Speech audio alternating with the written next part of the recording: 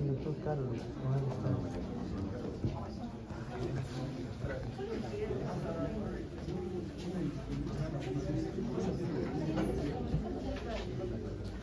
El señor Oliver no me pasa los videos. No me pasa cerrando. los bancos. Ya, joven. ¿Dónde va a conseguir Vamos a hacer la bancos? última clase de este curso.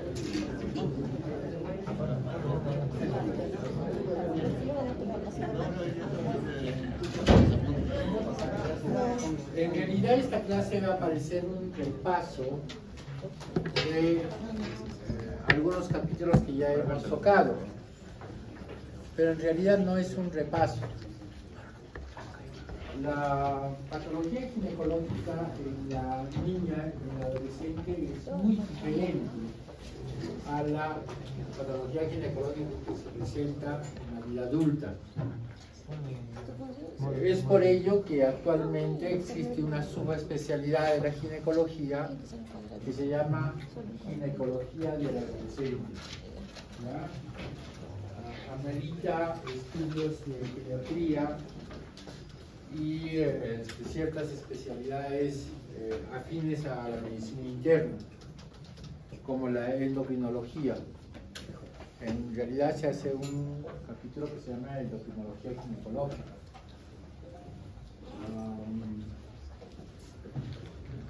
Pocos médicos, acá no existe ninguno en la ciudad de Cusco, hacen en realidad esta labor, pero actualmente existe una sociedad que se llama Sociedad de Ginecología en la Niña y en la Adolescencia.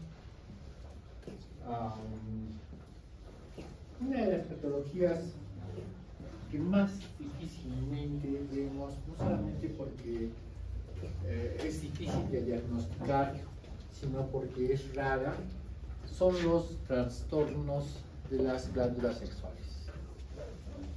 Y entonces, si ustedes recuerdan cómo es la diferenciación sexual, ven que hay una serie de genes, una serie de anomalías que se producen tanto desde el punto de vista cromosomal como en la formación de las gónadas. Y esto conlleva a que haya ciertos trastornos que simulen, por lo menos fenotípicamente, que la paciente parezca mujer siendo en realidad varón, o sea mujer pero no sea capaz de concebir, o que no sea capaz de menstruar, o que no tenga un desarrollo adecuado. Bien, a este capítulo se conoce con el nombre de disgenesia gonadal. Antes yo daba esta clase, pero por un acortamiento en el tiempo es que no se hace. Así es que vamos a revisar en este capítulo un poquito de estas alteraciones. Y este es el tema que yo les he encargado a sus compañeros, esperando que por lo menos tengamos una idea, aunque sea superficial, sobre ello. Adelante, joven. Tienen 25 minutos.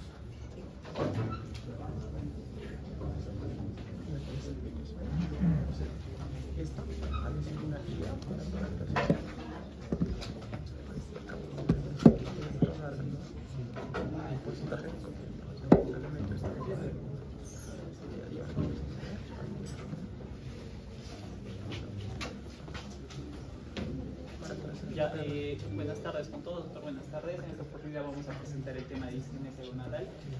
Es un tema bastante amplio, sobre todo tiene mucho contenido genético, pero nosotros lo hemos tratado de resumir y agrupar y diferenciar ciertos síndromes que se presentan con mayor frecuencia, ¿no? Siguiente.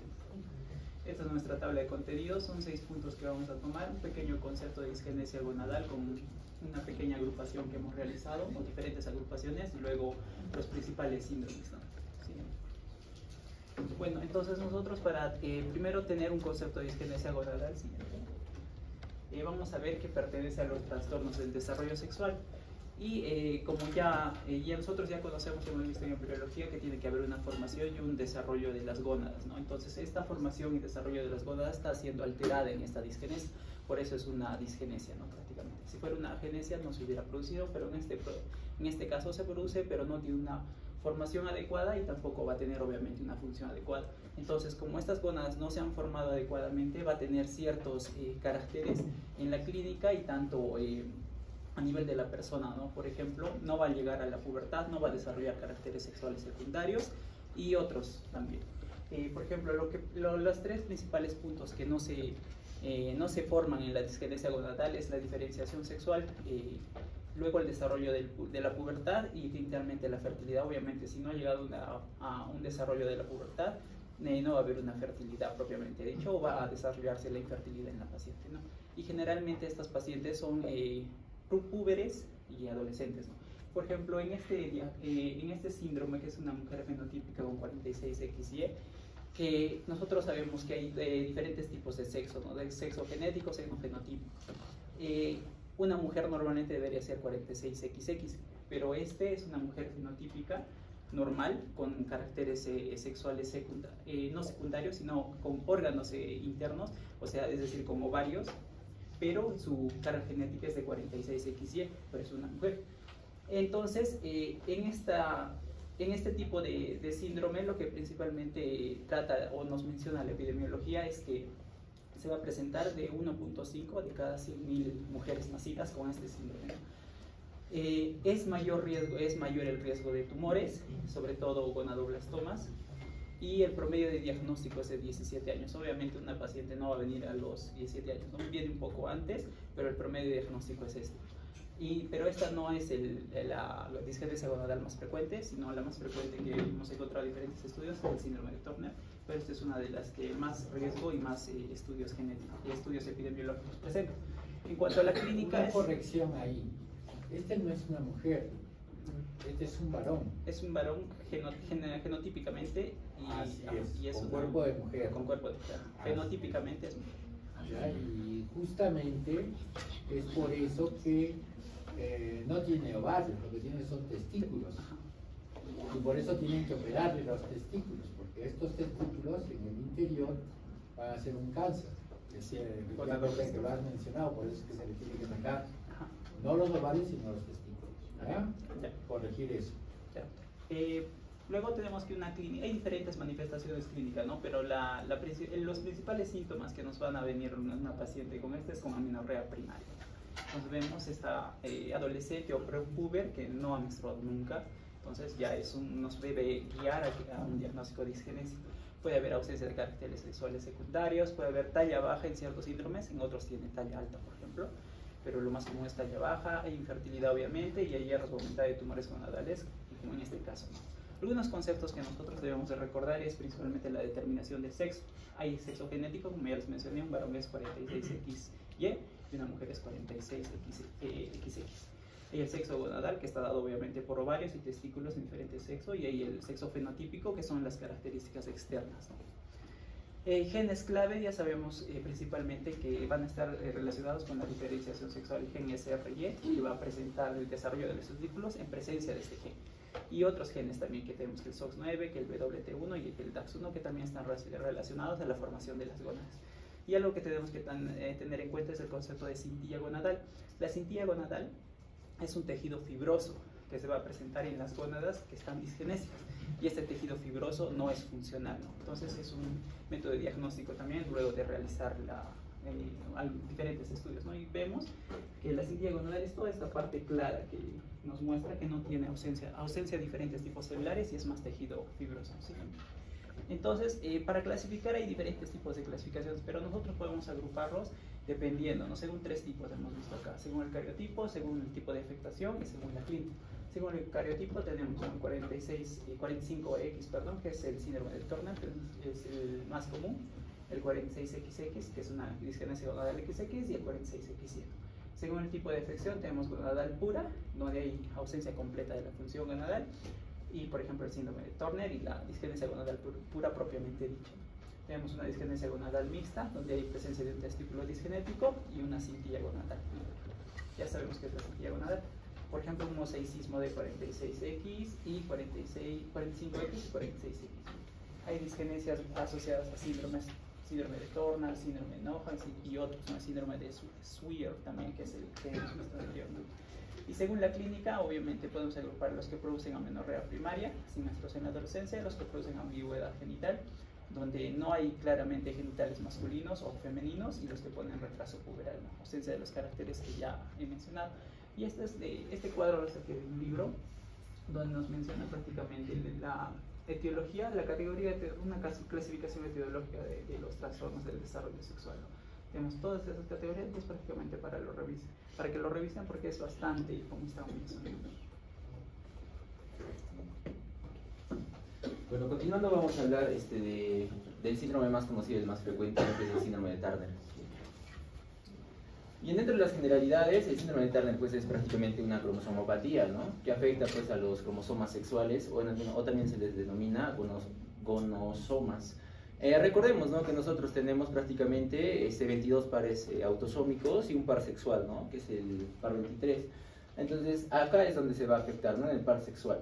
Y bueno, el síndrome de Turner es una monosomía del cromosoma sexual, como ya les dije, es decir, hay una ausencia de un cromosoma, en este caso el cromosoma X, ¿no?, que en este caso faltaría, ¿no?, 45X0, 45XO o 45X nomás, en alguna literatura se le representa.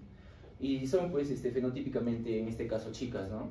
Y este síndrome, según la literatura, indica que es mucho más frecuente que prácticamente, que ya sea pues por ejemplo el síndrome de Edwards o el Patau, ¿no?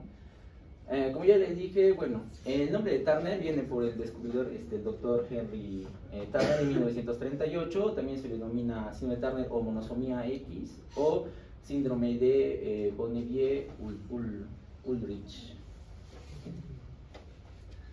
Bien, entonces dentro de esto vamos a encontrar diferentes cariotipos, ¿no? Y uno de los más frecuentes es el unicromosoma X, ¿no? Como vemos, como ya les mencioné, tenemos 22 pares, ¿no? En este caso, autosómicos y un par sexual, ¿no? Y acá, como vemos, falta lo que es el par sexual, en este caso sería el X, ¿no?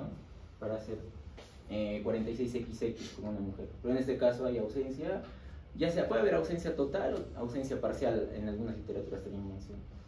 Por eso es 45X. El segundo cariotipo más frecuente es el mosaicismo, ¿no? Es decir, que dentro de una célula nosotros podemos encontrar tanto células con cromosoma 45X0 y células con el cromosoma 46XX, o sea, prácticamente una mezcla, ¿no? Por eso se le dice pues mosaico, ¿no? Una mezcla. Entonces acá vemos, ¿no?, cómo lo representa. De hecho esta es una de las teorías, la teoría de mitosis, donde vemos, ¿no?, lo que son los gametos, se forma lo que es el cigoto y aparece lo que es en este caso una célula con 45X no alterada, pero también hay células con 46XX, que es podríamos decirlo el normal, ¿no?, de las mujeres. Y así es una mezcla, ¿no?, un mosaico, mosaicismo, por eso se le dice, es decir, 45X y 46XX, ¿no? Siguiente. Dentro de esto existen varios otros cariotipos, pero los más frecuentes es el unicromosoma X, que es el 45X, y el mosaicismo, 45X y 46XX, ¿no? También existe lo que es el isocromosoma, lo que es el cromosoma en anillo también, y la de elección, ¿no? Pero los más frecuentes, como ya les mencioné, son los dos primeros, ¿sí?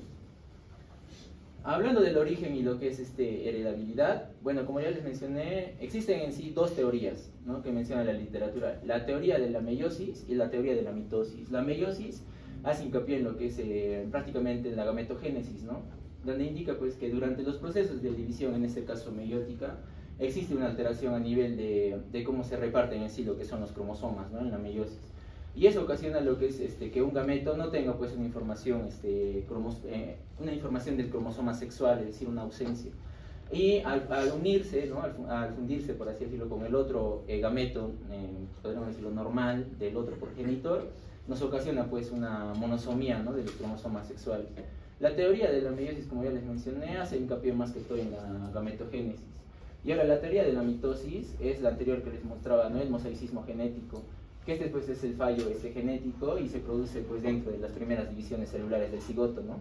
Y eso es lo que ocasiona pues el mosaicismo, ¿no?, como ya les mencioné, como se ve ahí, el mosaicismo. Ya, dentro de lo que es el cuadro clínico, como diríamos, paciente clásico de síndrome de Turner, viene pues con amenorrea primaria, esterilidad, infantilismo sexual y talla corta, ¿no? Esos 4 son pues prácticamente, diríamoslo así, que se presentan en pacientes tipo, ¿no? Pacientes robots, como diríamos. Ahora, otros cuadros clínicos, o otros signos, por así decirlo también, está lo que es en este caso el terion coli, que es prácticamente un pliegue prácticamente en el cuello, que se le denomina también cuello alado, porque se ve, ¿no?, que hay un pliegue extra, por así decirlo, que viene de la apófisis mastoides hacia lo que es el tercio medio de la clavícula. Y esto, algunas literaturas indican que lo podemos ver en recién nacidos también. También está lo que es la coartación de la aorta y algunas otras también signos, ¿no? En la talla baja también, que de hecho es el tratamiento sistémico que vamos a ver. En el diagnóstico, bueno, vamos a ver que el diagnóstico más común, como ya les mencioné, se realiza pues en un recién nacido, ¿no? Y lo que generalmente se podría apreciar es el pterigion, ¿no? El pterigion coli, que es este pliegue o cuello alado, que se podría apreciar, ¿no?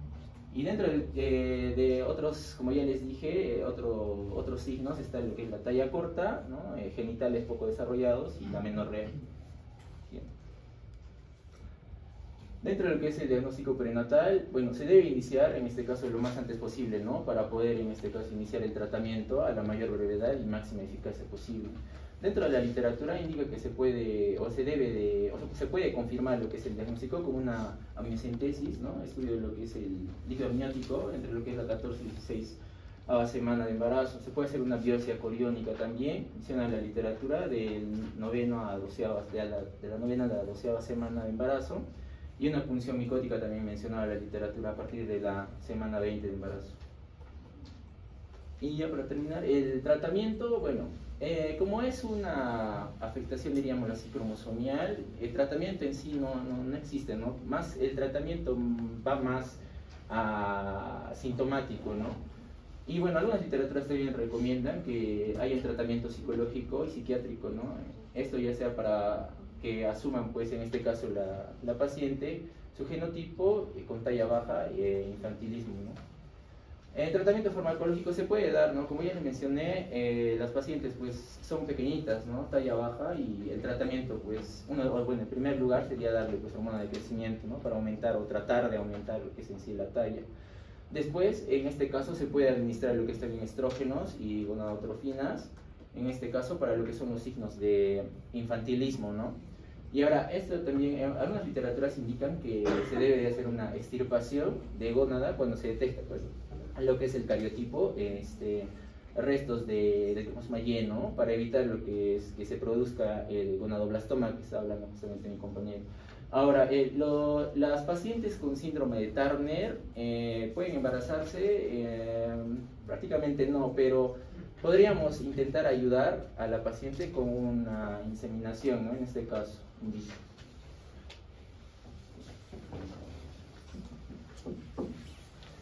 Bueno, continuando con el siguiente síndrome, vamos a ver lo que sería el síndrome de Swyer, o también llamada la discinesia gonadal pura 46XG. Síndrome de Swyer. ¿Qué es? Básicamente vamos a ver que la primera persona que lo ha descrito esta enfermedad ha sido el doctor Swyer en 1955, y desde esa época se viene pues estudiando esto, ¿no? Esto se debe a que va a haber una mutación en lo que es el gen SRY. Sin embargo, ese es el gen principal donde va a haber la mutación, pero también puede haber mutación en otros genes asociados, como sería el SOX9, el S1, el WT1 y el DAS1, ¿no? ¿Qué va a pasar cuando se va a dar lo que es la mutación en el gen SRY? Básicamente va a haber una inhibición de la diferenciación de las gonadas en testículos. Entonces no se va a desarrollar los testículos. ¿Por qué? Porque al no haber pues testículos no hay testosterona. Entonces sin la testosterona no se van a poder formar ni los genitales externos e internos masculinos. Además de esto, tampoco va a haber lo que es la hormona antimülleriana, por lo cual va a haber persistencia de las estructuras müllerianas. Recordando, en embriología, cuando había presencia de la hormona mülleriana, estas estructuras se indiferenciaban, ¿no? Lo cual permitía que sí hubiera un desarrollo de lo que eran las gonadas masculinas. Ahora, ¿cómo es que entendemos esto? como justamente el doctor ya les iba mencionando, aparentemente pues sí son mujeres, pero fenotípicamente es una mujer aparentemente normal. ¿Por qué aparentemente normal? Porque si bien va a tener lo que es el desarrollo de la vulva, la vagina, las trompas de falopio y el útero, que vendrían a ser pues las estructuras mullerianas, no va a tener lo que es la presencia del ovario. Y genéticamente, como ya les dijo el doctor, pues es un hombre. Pero, ¿a qué se debe esto? A que va a tener cromosomas sexuales XY en lugar de cromosomas XX. O sea, es varón, pero con una apariencia de mujer, para si lo pueden entender así, más o menos, o más fácil. Además de esto, vamos a ver que no es un síndrome muy común, ya que solamente se va a presentar una en 80.000 nacimientos. Siguiente, por favor. Y ya, en relación a lo que son las manifestaciones clínicas, vamos a ver que la mayoría de pacientes pues no se va a dar cuenta ni siquiera al momento del nacimiento, sino la mayoría de pacientes va a acudir a consulta con sus padres. ¿Por qué? Porque va a tener lo que es un retraso en lo que es la pubertad. Hasta esta etapa, las pacientes, según un artículo, leí que todas referían a haber tenido mayormente una vida normal. Sin embargo, al ver que no desarrollaban lo que eran pues el botón mamario, no desarrollaban lo que era el vello púbico, y tampoco presentaban lo que era pues la falta de la primera menstruación, entonces lo cual tenían una menorrea primaria. También pueden tener lo que es un clítoris más grande, un tórax ancho. Acá describía que tenían talla alta, sin embargo también se ha visto pacientes que tienen una estatura pues normal en comparación con otras mujeres. Suelen tener lo que es un útero pequeño o hipoplásico, y como ya les iba mencionando, pues tienen ausencia de los caracteres sexuales, no hay botón mamario, no hay vello púbico, y lo más llamativo que es pues la ausencia de los ovarios. Si ven la imagen de la mujer, pues suele tienen un tórax ancho. Además de esto también suelen tener acumulación de grasa en lo que es la parte central, y si ven acá pues tiene ausencia de lo que es el vello púbico. Además de esto, ¿por qué es importante estudiar esta enfermedad? Porque, como ya les iba mencionando a mis compañeros, estos mujeres, suelen desarrollar lo que es, o tienen un 30% mayor de riesgo de desarrollar lo que es un disgerminoma o un gonadoblastoma en ausencia de lo que son los ovarios. Siguiente. Y ya, si ven acá, pues, este es un útero que se ve pues bien chiquitito y hay ausencia de lo que son los ovarios. Siguiente. ¿Cómo es el diagnóstico? Básicamente, como ya les iba mencionando, la paciente va a acudir porque no menstrua, no tiene desarrollo de los caracteres sexuales secundarios, entonces por lo cual es importante realizar lo que es una historia clínica detallada y un examen físico completo. El examen físico, acá pues si nosotros examinamos al exterior, todo va a estar aparentemente normal, pero ya cuando se va a realizar lo que es la ecografía, ya sea transvaginal, no transvaginal, abdominopélvica, porque mayormente estas pacientes pues como vienen por la menorrea suelen tener entre 14 y 15 años, entonces se recomienda, la bibliografía recomendaba que se opte por lo que es la ecografía abdominal. Va a haber lo que es la ausencia de lo que son los ovarios. Además de esto, se pueden pedir o dosar lo que es la FSH y la LH. Acá vamos a encontrar que esas van a estar elevadas, por lo cual va a haber un hipergonadotropismo. Además de esto, también se puede medir la hormona antimulleriana y el estradiol, que van a estar completamente bajos. Algunas bibliografías mencionaban que estaban ausentes totalmente, pero otras, en la mayoría que he leído, mencionaban simplemente que estaban bajos. También se puede hacer lo que es un análisis molecular para ver si hay mutación en genes, y un examen de cariotipo para poder ver lo que es la dotación cromosómica. Y en base a todo esto ya podemos determinar, pero como les mencioné, es algo muy raro, sin embargo no está de más poder estudiarlo. ¿Qué es lo que se hace en estos casos? Como es una alteración que ya está dada en lo que es la mujer, se trata de controlar o al menos darle calidad de vida. Entonces lo que se suele hacer es una gonadectomía bilateral temprana, porque justamente para prevenir que pues a futuro haya lo que es, se desarrollen estos tumores ováricos, como es el disgerminoma y el gonadoblastoma. También se puede dar lo que es la terapia de reemplazo hormonal, estrógenos y luego progesterona para inducir la pubertad. Esto sobre todo en pacientes pues, que están aún siendo púberes, para que puedan desarrollar un poco los senos y todo eso, y tengan características un poco más femeninas. Y además de esto, con los estrógenos también se previene lo que es la pérdida de calcio en los huesos, ya que estas pacientes pues también a futuro mencionan que pueden tener mucha deficiencia de lo que es el calcio. Y el apoyo psicológico que también es importante, porque imagínense pues que tú te crees mujer y un día a otro vengan y te digas no, genéticamente eres hombre, pero en apariencia sí eres mujer. Entonces la bibliografía mencionaba que el apoyo psicológico era muy importante para poder darle tranquilidad a la mujer, al varón mujer. Sin embargo, también se le podía explicar que el hecho de que sea genéticamente varón no le impedía poder ser madre a futuro, sino como la paciente tenía lo que era un útero, se podía llevar a cabo un embarazo mediante fertilización asistida con óvulos donados. Y ya pues esto se evaluó, no estaba presente, no se podía realizar en todas las pacientes, pero sí en la gran mayoría, y aún está todavía en estudio. Siguiente, por favor. Okay. Ahora vamos a hablar de una que es muy parecida al síndrome de Swyer, que es la diferencia de un nodal parcial. Tiene pues diferentes mosaísmos, 45X, 46XY. Y bueno, como su propio nombre es una disgenesia, pero en este caso vamos a encontrar genitales externos ambiguos que pueden ir con o sin estructuras mullerianas. Y bueno, recordando un poquito todo lo que ya les han comentado, pues están encontrando fenotipos femeninos, fenotipos masculinos y que pueden ir con un fenotipo femenino, ¿no?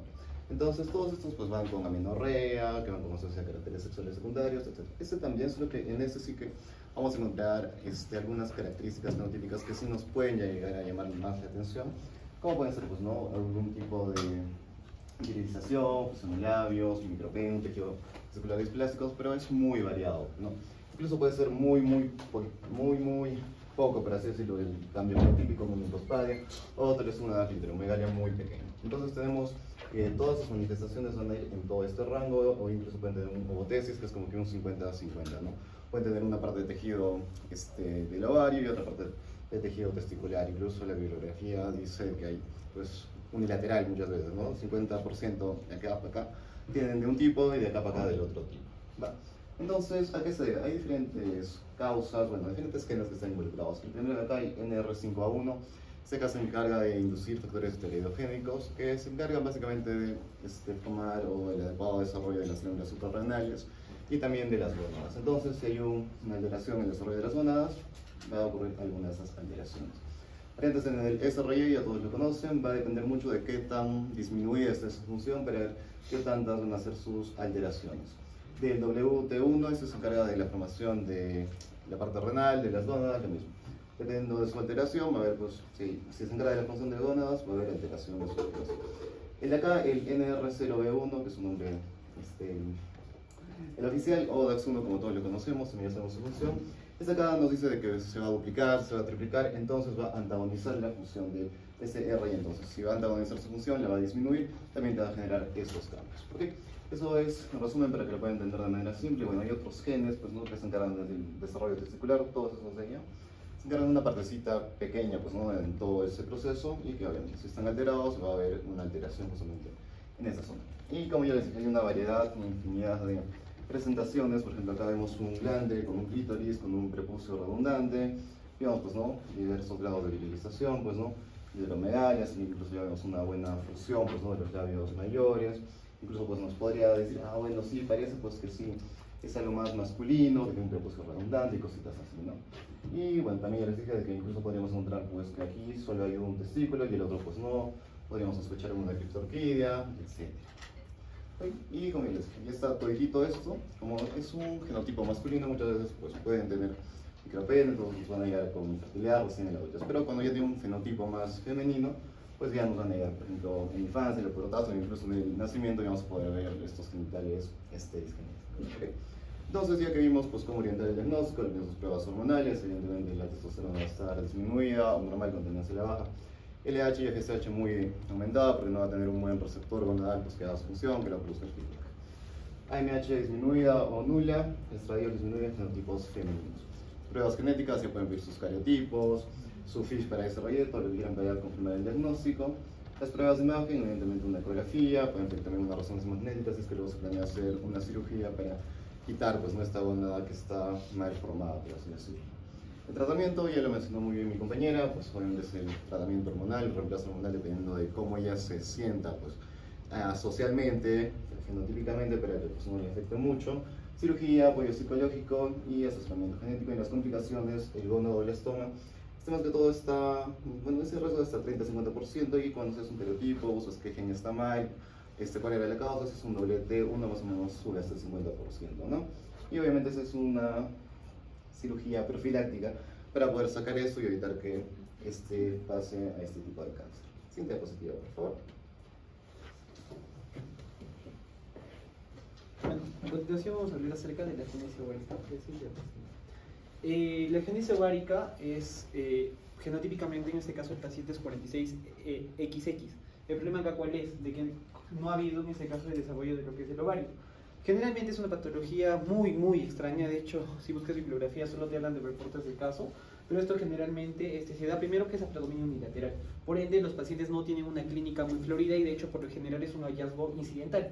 Y algo importante mencionar, en su etiología se habla de dos etiologías, una congénita y una que es una torsión subaguda con posterior necrosis, que bueno, ya es algo que pasa posterior cuando la paciente ha crecido o ya tiene una mayoría de edad. En cambio, la congénita es con algo de lo que nace. Entonces, ¿qué pasa? En la congénita normalmente se habla de que hay una alteración en el desarrollo embriológico, en este caso lo que es uno de los ovarios como tal. Entonces, a esto se le trató de buscar un componente genético, si se puede decir así, el cual no está de todo claro, pero lo que se vio, lo que se halló, es de que tiene que ver con algunos de estos genes. Por ejemplo, el WT1, que mi compañero anteriormente lo mencionó, que tiene que ver con el desarrollo de los riñones, en este caso y las gónadas. El NR5A1, que de la misma forma tiene que ver con lo que es la diferenciación gonadal, y el LHX9, que de la misma forma tiene que ver con el desarrollo de las gónadas. Entonces, el punto de esto es de que por lo general esto es algo que, como les dije, de por sí es raro tener una agenesia gonadal unilateral. Entonces, es más raro que la paciente tenga una agenesia gonadal bilateral. Entonces, como les dije, la clínica es así. Lo que se busca en este caso es marcar una diferencia entre lo que es una agenesia y una disgenesia. En la agenesia es la ausencia completa de uno o lo que son ambos horarios, como les decía, principalmente es unilateral. En cambio, la disgenesia es la presencia de gónadas anormales en cintilla o no funcionales. De la misma forma, en el caso de la agenesia, el órgano, en este caso el ovario, no se forma. Generalmente esto va acompañada con la no formación, en este caso de lo que es la trompa uterina. Y a diferencia de la disgenesia, el ovario se forma mal y a veces puede ser un tejido fibroso sin función. En la genética, la paciente está normal, se puede decir, es mujer, es 46XX, y en la disgenesia podemos encontrar lo que es el síndrome de Turner, el síndrome de Sayer, o la disgenesia pura, que bueno, maneja el mismo genotipo. El fenotipo, la mujer es fenotípicamente normal. ¿Esto a qué se debe? Imaginemos que nosotros tenemos una mujer que tiene una agenesia gonadal bilateral. Entonces, ¿por qué la mujer va a tener el desarrollo de sus caracteres sexuales al momento de nacer? Esto se da debido a que hay un traspaso de los estrógenos placentarios maternos al final. Entonces, como que estos estrógenos que la madre le dio le permiten generar o tener un desarrollo al inicio, pero ya después ya no hay estos estrógenos porque desaparecen. Entonces, en este caso, la paciente ya no va a tener la capacidad de desarrollar, se puede decir así, sus propios estrógenos. Por ende, va a haber una falta, por ejemplo, de maduración en lo que son los caracteres sexuales secundarios, va a tener una amenorrea primaria y entre ellos. En cambio, en la disgenesia, el fenotipo es una mujer fenotípicamente femenina, pero con alteraciones puberales.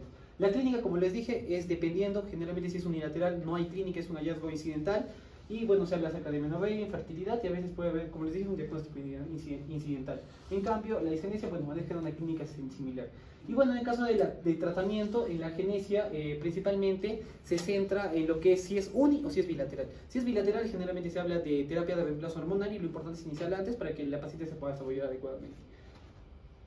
Como les dije, si es unilateral es asintomática y es de forma accidental. Si es bilateral, amenorrea primaria, que creo que ya saben porque hay falta en este caso de toda la señalización hormonal para que se inicie en este caso lo que es la menstruación, falta de caracteres sexuales, de caracteres sexuales secundarios, en este caso por la falta estrogénica, infertilidad definitiva y signos de hipoestrogenismo. En el diagnóstico se recomienda hacer una buena anamnesis, una buena historia clínica y de hecho se hace el dosaje de ciertas hormonas, de modo que encontramos FSH y LH totalmente elevadas y estradiol y la hormona antimuleriana están bajas. También se suele medir TSH, encontramos lo que es un hipogonadismo hipergonadotrófico y de hecho los exámenes auxiliares que generalmente se usan son la ecografía y la resonancia magnética. Y en el caso del tratamiento depende si es uni o bilateral y es en base a lo que se quiere lograr en la paciente. Si tenemos una agenesia bilateral, lo que se busca es que la paciente tenga un desarrollo, si se puede decir así, sexual o que sea mujer. o sea, que desarrolle los caracteres sexuales secundarios. Entonces se trata de iniciar la terapia de reemplazo hormonal y de esa forma también evitamos lo que son los problemas cardiovasculares y la salud ósea, que bueno, que de por sí la menopausia trae personas mayores, pero imaginemos que es una niña, entonces no tiene estas hormonas y va a desarrollar esos problemas desde joven. Y bueno, se habla acerca del apoyo psicológico y terapia de fertilidad, porque esta mujer sí puede embarazarse, y en el caso de lo que es terapia de fertilidad, si tiene una genesia unilateral, sí tiene la capacidad de embarazarse, tal vez disminuya su tasa de fertilidad, pero sí es opción. Es cierto, Para terminar la exposición, ahora vamos a hablar voy a hablar del síndrome de insensibilidad a los andrógenos, antiguamente conocido como síndrome de feminización testicular. Bueno, es un trastorno genético que va a afectar la respuesta del cuerpo a las hormonas sexuales masculinas. Al igual que el antiguo caso del síndrome de Swyer, aquí también la persona va a tener un cariotipo masculino 46XY, pero la mutación va a ser a nivel de, no como en el anterior caso del SR10, sino que va a ser a nivel del receptor de andrógenos, del gen que codifica el receptor de andrógenos. Entonces, esta va a ser una persona con características físicas femeninas, con una combinación de masculinas o femeninas, así dependiendo del caso de la insensibilidad que tenga a la testosterona. Entonces, ¿cómo ocurre esto? Como les mencioné, hay mutación del gen que codifica el receptor de andrógenos. Este va a estar localizado en el cromosoma XQ11 y en el 12 también. Entonces, esta mutación hace que el receptor de andrógenos pierda su función total o parcial, impidiendo que las células del cuerpo respondan adecuadamente a los andrógenos. Entonces, esta deficiente acción de la testosterona permite que se desarrolle pues, como fenotípicamente, externamente como mujer. Pero como sabemos, los testículos no solo secretan andrógenos, sino también la hormona antimulleriana. Como no va a haber alteración en la función de esta, entonces la persona no va a desarrollar útero, trompas ni la parte superior de la vagina. Entonces, como le dije, el resultado físicamente mujer, genéticamente varón. Agrupé estas dos partes de la clasificación y la clínica porque dependiendo de la magnitud de la pérdida de la acción androgénica, vamos a tener la clasificación en completo, parcial y mínimo. Y cada una de estas va a tener diferente clínica, algunas parecidas pero varían, ¿no? Entonces encontré este cuadrito para explicarlo mejor. Teniendo la primera que es cuando hay una acción androgénica pues, completa, cuando hay una insensibilidad completa. A nivel de los genitales, la apariencia de estos van a ser completamente femeninos, pero sin embargo van a tener una vagina corta. La ubicación de los testículos va a ser mayormente abdominal o inguinal. Hay que recordar esta parte porque nos va a ayudar mucho en el diagnóstico. También el desarrollo de pubertad va a ser todo aparentemente mujer. El vello sexual va a estar escaso o ausente y la espermatogénesis también ausente. En este caso, como ya les mencioné, no va a haber trompas, útero ni en caso de que fuera parcial, este está orientado a que sea fenotípicamente femenina, pero con virilización leve, es decir, aparentemente mujer, pero va a haber leves signos o clínica de virilización.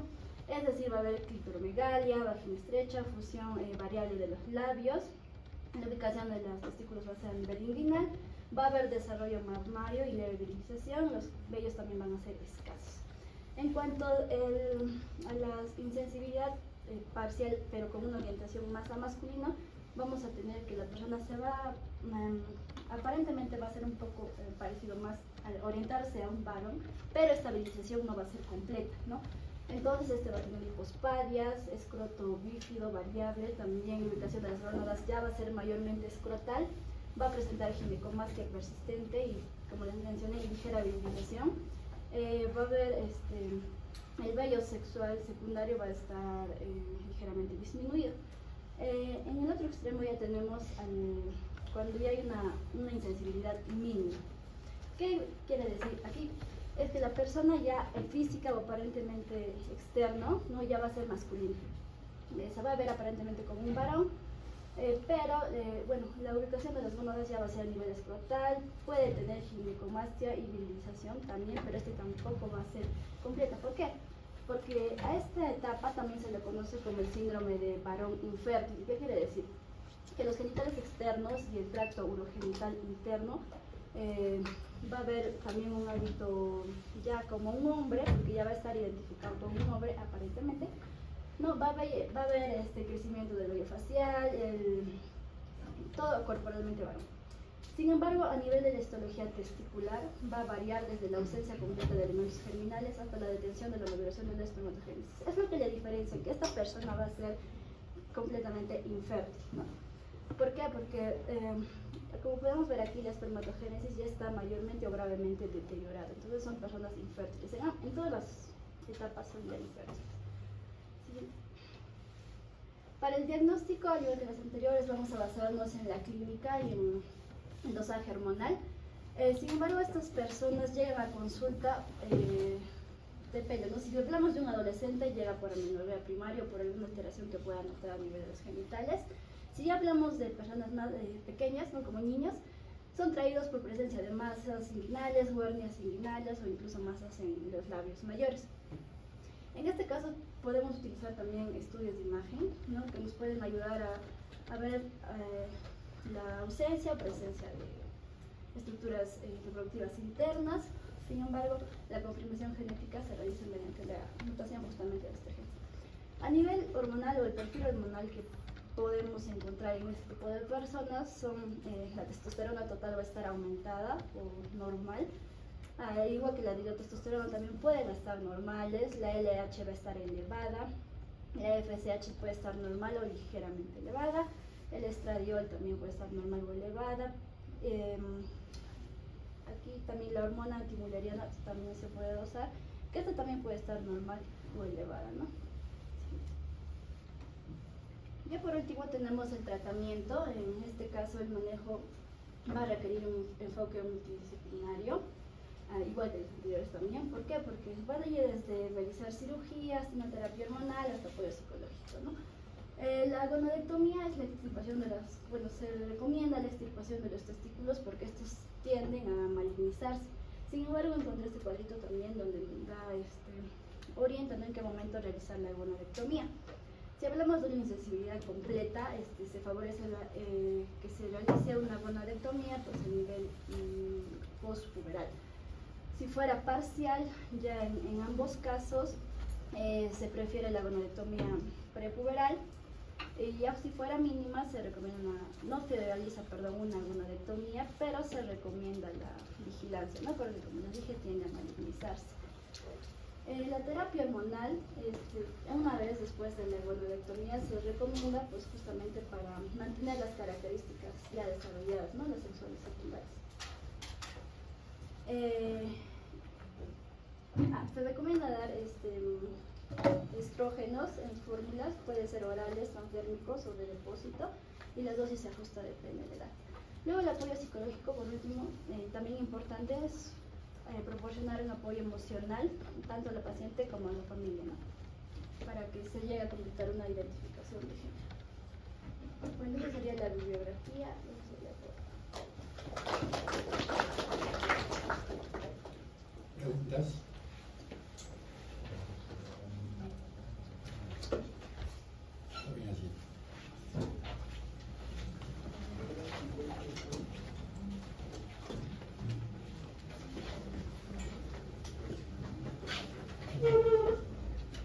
Tema bien manejado, pero lo que más me ha gustado de algunos de ustedes es su capacidad de llegar a sus compañeros, su manera de explicarlo. Eso es bueno, es uno de los objetivos de practicar esto. No todos, pero sí, buena parte lo han hecho muy bien.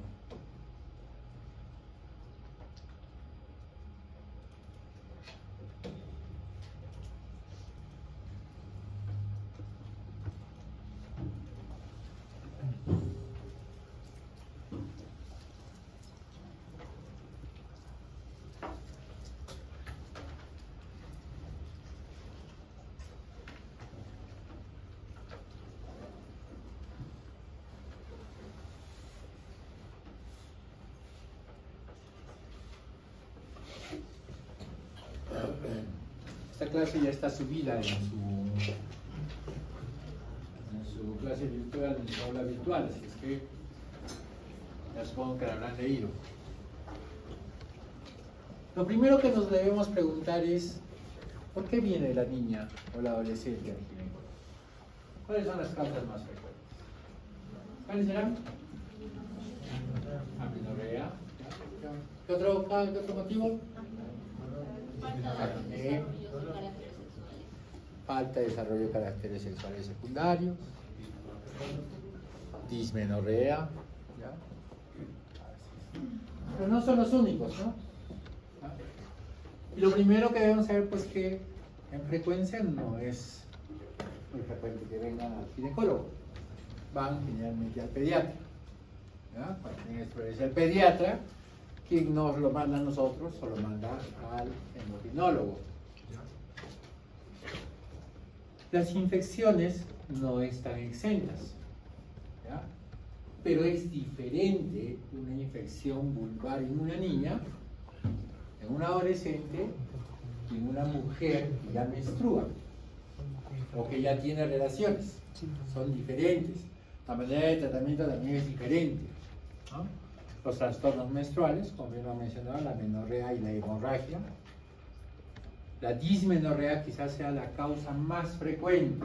El día viernes tengo una paciente que voy a ver que ha menstruado ya 3 veces y las 3 veces ha ido al hospital desmayada.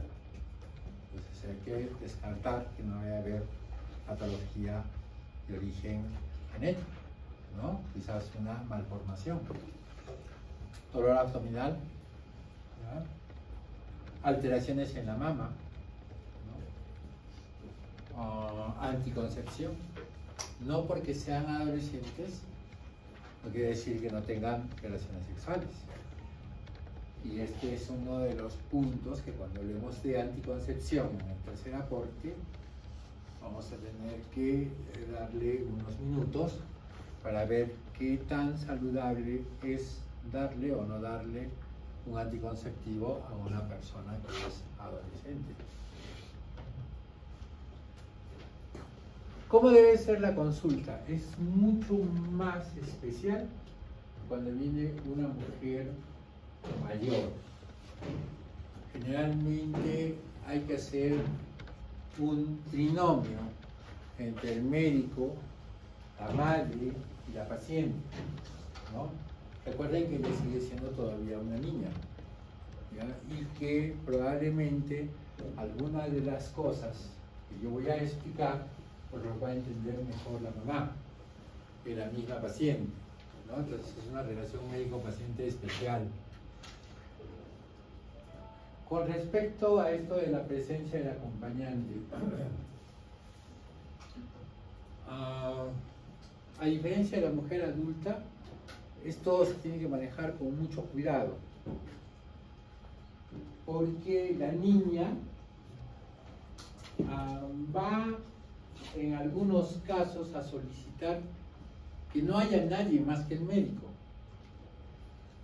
Pero el médico tiene que tener en cuenta que es una niña, que es muy peligroso que esté solo con la niña, pero existen casos, por ejemplo, casos de violencia sexual, en las cuales el agresor es el esposo de la mamá. Y obviamente, acá generalmente lo que ocurre es que la niña ya le ha contado a la mamá, y obviamente la mamá no le cree a la niña.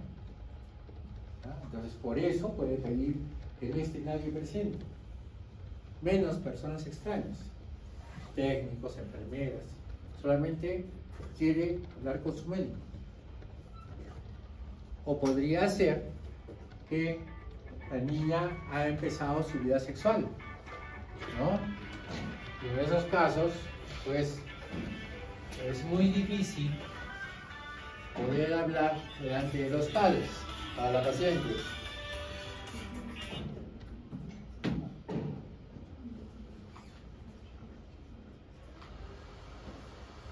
Bien.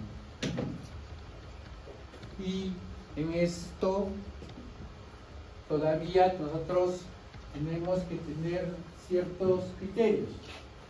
Si bien ella es menor de edad, eso no le quita a que lo que exprese tenga confidencialidad. y nosotros no podamos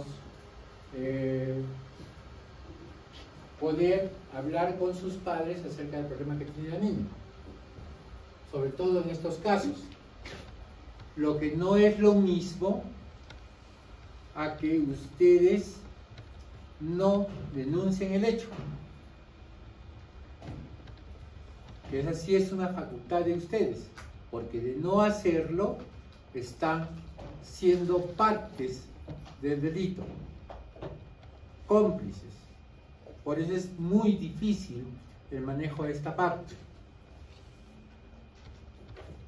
Podría ser que la paciente no quiera ser examinada, por eso deben hablar con la paciente. Si la paciente no quiere ser examinada, no la pueden obligar, ni siquiera una persona adulta. Y en casos de niños muy pequeños, en los casos sospechamos, por ejemplo, que puede haber un cuerpo extraño y no se deja examinar por miedo, por temor al examen, pueden optar por hacer un examen bajo anestesia. Vean acá a una niña, y estas son las posiciones más adecuadas para examinar a una niña. A esta posición se llama posición del sapito, ¿no? En la cual le pedimos a la niña que junte sus talones y abra sus piernas. De esa manera nosotros vamos a poder evaluar más o menos en forma correcta los genitales externos. En realidad, la mejor posición para evaluar los genitales externos es esta, ¿ya? Porque permite ver la región del ano, del periné y los labios. Puede también que la paciente no se sienta cómoda estando sola y la madre puede acompañarla en el examen a realizar. ¿De acuerdo? Y ustedes van a hacer todo lo que han visto a sus compañeros. Ver si esos genitales son normales, ver si hay tabiques, ver si hay tumoraciones, ver si hay quistes, ¿no? Es parte del examen y esto es lo que ustedes tienen que hacer. Esto ya lo conocen, es otra diapositiva, pero ya se los he presentado cuando vamos a hablar de patología benigna de la vulva y de la vagina, ¿no es cierto? Entonces, yo puedo tener pacientes a diferentes edades.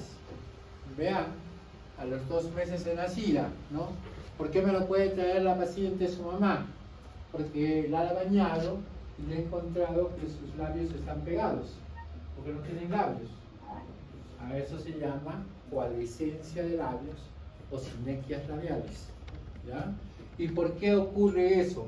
Básicamente ocurre por deficiencia estrógena, ¿ya? Antiguamente les hacían un corte con bisturí para separar los labios. No, ese no es el tratamiento. El tratamiento es darle estrógenos en forma de crema, en forma local. Y en algunas semanas eso se va a ir separando progresivamente hasta que se van a liberar. O yo puedo encontrar también un clítoris grande, puedo encontrar un himen grueso, puedo encontrar inclusive flujo vaginal, ¿ya? ¿Y esto por qué se presenta? Esto se presenta por influencia estrogénica de la madre, ¿ya? Eso no amerita ningún tipo de tratamiento, va a desaparecer, va a pasar el influjo hormonal de la madre en unas cuantas semanas más y esto va a regresar a la normalidad sin ningún tratamiento adicional. Y vean, ¿no? ¿Ustedes han visto a un bebito recién nacido? ¿Han hecho el examen? Supongo que sí, han hecho ya neonatología, ¿no? ¿Cómo son los genitales? Los radiocitos son grandes, ¿sí o no? ¿Han examinado un varoncito? ¿Cómo son sus huevitos? Huevotes, ¿no? Por influencia hormonal, ¿no? Por eso regresiona. No es que la hayan apretado de ahí. Entonces, ya saben, puede haber hasta sangrado sobre su influencia hormonal. Y de los 2 a los 8 años, pues van disminuyendo los estrógenos, la estructura de los genitales va siendo ya más de la niña que sabíamos observar, ¿no? Solo observamos un abultamiento, aún no podemos diferenciar labios mayores ni labios menores, no tiene vello púbico obviamente, ¿no? Recuerden que las gonadotropinas en ese momento se están secretando a un nivel muy, pero muy bajito, ¿no? Entonces no hay influencia estrogénica, ¿ya? Si vemos la mucosa de los genitales externos es delgadita, es finita, por lo tanto es susceptible fácilmente de infecciones. ¿Y cuál es la forma en que se infecta una vulva, una vagina en una niña? Muy bien. Esta es una de las causas más frecuentes. Error en la higiene normal. ¿Ya? Siempre, pero siempre ustedes tienen que recomendar que la niña se le limpia el potito de adelante hacia atrás, no al revés, porque esa es la forma más frecuente por la cual la niña se va a contaminar. ¿Ya? O cuando tiene su tuchita sucia, no le enseñan a limpiarse, no tienen el cuidado de ver, no son pues como ustedes que han tenido una mamá que las ha cuidado, ¿no? Hasta ahorita las sigue cuidando, ¿no es cierto? Estas niñas no, las pobres son así, entonces ustedes tienen que ver como una de las causas más frecuentes, ¿no? Pero no es la única. La otra es que ellas juegan en la tierra, ¿no? Juegan con cualquier instrumento y por ahí les escoció su parte genital, se tocan sus genitales y se rascan. Es otra forma de contaminación. Entonces, ¿quiénes están más frecuentemente acá? Gran negativos, ¿no? A veces gran positivos. Y entonces, esto yo lo voy a evaluar usualmente en una mujer adulta, sino en las niñas. Por eso es que yo tengo la costumbre que cuando encuentro una niña con un enrojecimiento a nivel vulvar, pues yo le hago una prueba de hisopo y lo mando a gran cultivo. ¿Ya? Es la mejor manera, ¿de acuerdo? A veces yo puedo contar que el capuchón del clítoris sobresale y decir, no, tiene una clitoromegalia. No, no tiene ninguna clitoromegalia, es así. ¿Ya? Eso es normal. Lo que pasa es que sus labios todavía no se han desarrollado porque no hay influencia estrogénica. ¿Ya? El meaturinario es pequeño, los labios mayores son planos, los labios menores son cortos y obviamente estas niñas no tienen todavía flujo genital, ¿no? Este es otro de los grandes problemas, ¿no? Y yo les recomiendo acá que cuando les pidan examinar un himen, y lo van a hacer porque ustedes van a hacer su serum cada 2 años, deben estar haciendo la mayoría de todos ustedes su serum, pues la solicitud de una pericia legal es muy frecuente y la violación la más frecuente dentro de las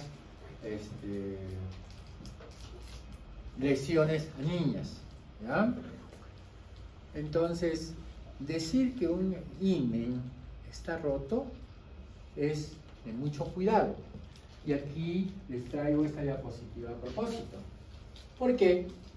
Porque yo puedo tener, vean, todas estas formas de himen, ¿ya? Todas. Puedo tener un himen anular, puedo tener un himen flor que parece que hubiera sido roto, ¿no? Puedo tener un himen cribiforme, como este. Puedo tener un himen septado. Puedo tener un microhimen, o puede que no haya apertura, es un himen imperforado. Podemos tener un montón. Y entonces hay que tener mucha experiencia para decir esto. ¿Qué es lo que yo sugiero? Describan las lesiones que ustedes visualizan. Si es una violación reciente, pues van a encontrar equimosis, van a encontrar hematomas, van a encontrar edemas, ¿ya? Van a encontrar sangrado, ¿no? Describan las características del himen.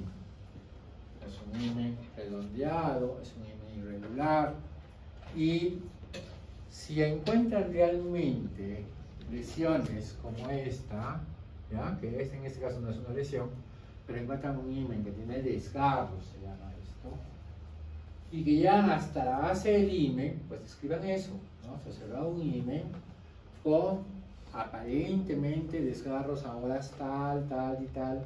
Dichos desgarros llegan hasta la base del himen. ¿Listo? Nada más. Y que en base a eso, otro médico de mayor experiencia diga en algún momento Es que realmente eso corresponde no a una desfloración. Pero les van a decir, pero ¿es una desfloración o no? Entonces todo lo que te he enseñado de buscar otros signos de violación, con ello tú puedes argumentar sí, parece que fue una desfloración reciente, ¿no? El examen de la vagina, ya te he dicho cuál es la mejor posición para examinar la vagina. Con dos manitos se separan los labios mayores, se aperturan y se trata de ver si hay algo en el interior. Generalmente esta paciente puede venir porque tiene un descenso, porque tiene mal olor, y es porque se ha metido alguna cosita dentro de su vagina. Ponen una vita, un poroto, no obviamente por un deseo sexual, ¿no? Sino por estar jugando, ¿no? O se pone el papel higiénico, ¿no? Entonces, con una pincita uno puede entrar acá y sacar el objeto extraño, ¿no? Generalmente eso es más que suficiente, no tiene que hacer otra cosa, algunos le dan antibiótico, pero cuando se saca el objeto extraño, eso queda ahí, ¿no? Los chiquitos, mujercitas o varoncitos, son muy curiosos, ¿no? Por ejemplo, es muy frecuente que se metan un objeto extraño a las fosas nasales, no sé si hayan visto, y se hincha la nariz, ¿no? Y empieza a salir un mal olor, inclusive sangrado, es porque algo se ha colocado ahí adentro, ¿no? Igual pasa en el oído, entonces hay que tener mucho cuidado. Pero yo también podría tener malformaciones en las vías urinarias, ¿ya? O podría tener malformaciones en los genitales, ¿no? Bueno, entonces usa esta posición. Si no puedes esta posición, échala como te he enseñado en posición de sapito, apertura de los labiecitos, y así vas a poder examinar la vagina de los niños. La vaginoscopía casi no la utilizamos mucho. Generalmente la utilizamos cuando yo tengo una paciente con un sangrado y estoy sospechando en un proceso maligno, como puede ser un tumor muy frecuente en niños que se llama sarcoma de tiroides. Muy frecuente, entre comillas, pero en realidad es muy raro, pero es la causa principal de sangrado constantemente, ¿ya? El pronóstico es muy malo. Y en ese caso, se puede utilizar un espéculo muy pequeñito o se puede utilizar un vaginoscopio que tiene la forma de un conito, ¿ya? Este no se abre. Y este conito va haciéndose más ancho hacia la zona donde uno mide, se tiene que poner una linterna y observar cómo va. Esto también me puede servir para observar un tabique vaginal transversal, ¿no? Pero lo más común que se utiliza es un espéculo virginal. El espéculo virginal, como ya se lo deben imaginar, es un espéculo más pequeñito, más delgado, pero igual puede lesionar el niño. Por lo tanto, para hacer ambos tratamientos, ustedes tienen que tener el consentimiento por escrito de los padres, ¿ya? Si no, van a ser motivo de denuncia, ¿de acuerdo? No se puede tocar a una niña si es que no está el padre o el apoderado y ha dado su consentimiento. Basta para un examen simple. Bien. ¿Qué hacer cuando estés colocado el espéculo virginal? Pues se puede observar el objeto extraño. Si sospecha de violación, al igual que una mujer madura, hay que tomar una muestra de fondo de esas columnas. Si hay un flujo vaginal, también toma una muestra para el cultivo. Y así puedes hacer una serie de exámenes. El examen recto abdominal también ya no se realiza. Yo ya no habré realizado hace más de 30 años un examen de este tipo, pero se los debo indicar. ¿Cuándo se realiza? Cuando yo, por ejemplo, estoy sospechando de una tumoración anuncial y no puedo hacer un examen, obviamente, vaginal porque es virgen, entonces puedo utilizar el recto para examinarla. Igual cuando yo sospecho que hay, por decir, un problema de apendicitis y me vienen a descartar que hay una tumoración. ¿Y por qué ya no se realiza esto? Porque obviamente la ecografía ha cambiado, ¿no? La forma de hacer este diagnóstico. Hacer una ecografía pélvica da muchas más ventajas que inclusive hacer el tacto rectal. Es por eso que ya no se realiza, ¿no? Y en los hombres también esto les ha favorecido, ¿no es cierto? Así, a partir de los 40, ya no les van a hacer felices a ustedes tampoco. Les hacen una ecografía y su antígeno prostático. ¿Listo? Ya no van a pasar por ese dulce momento. Entonces, en una ecografía infanto-juvenil hay muchas ventajas. No es invasiva, es rápida y si es hecha por un buen médico es fiable. ¿Listo?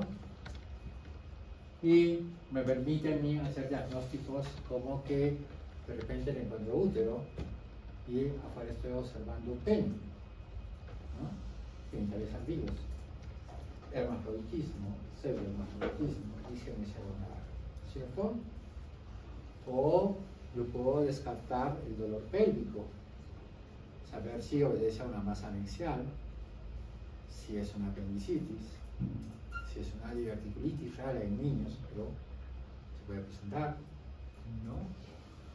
Pues yo puedo ver si los genitales internos se corresponden con el desarrollo de una pubertad precoz, o una telarquía prematura, o un desarrollo anormal de la pubertad, como es una pubertad retrasada. Puedo descartar síndrome de ovario poliquístico de mujeres más jóvenes o tumores quísticos, ¿no? Entonces, definitivamente, pues la ecografía da muchas ventajas sobre estos exámenes que aún están descritos que se realizan, pero que cada vez se obvian más por estas nuevas técnicas, ¿no? Y los nuevos ecógrafos prácticamente te permiten ver con una claridad tal que no necesitas imaginar nada, ¿ya? Yo recuerdo que cuando yo aprendí ecografía cuando era estudiante, así como ustedes, ¿ya? Yo hice mi internado en el Seguro Social, pues me permitían usar el ecógrafo siendo interno, y la verdad es que más allá de ver una imagen negra, solo mirabas un puntito blanco por aquí, otro por allá, y lo demás era tu imaginación, ¿no? Así han ido progresando los aparatos. Hoy, pues, es muchísimo más fácil hacer una ecografía.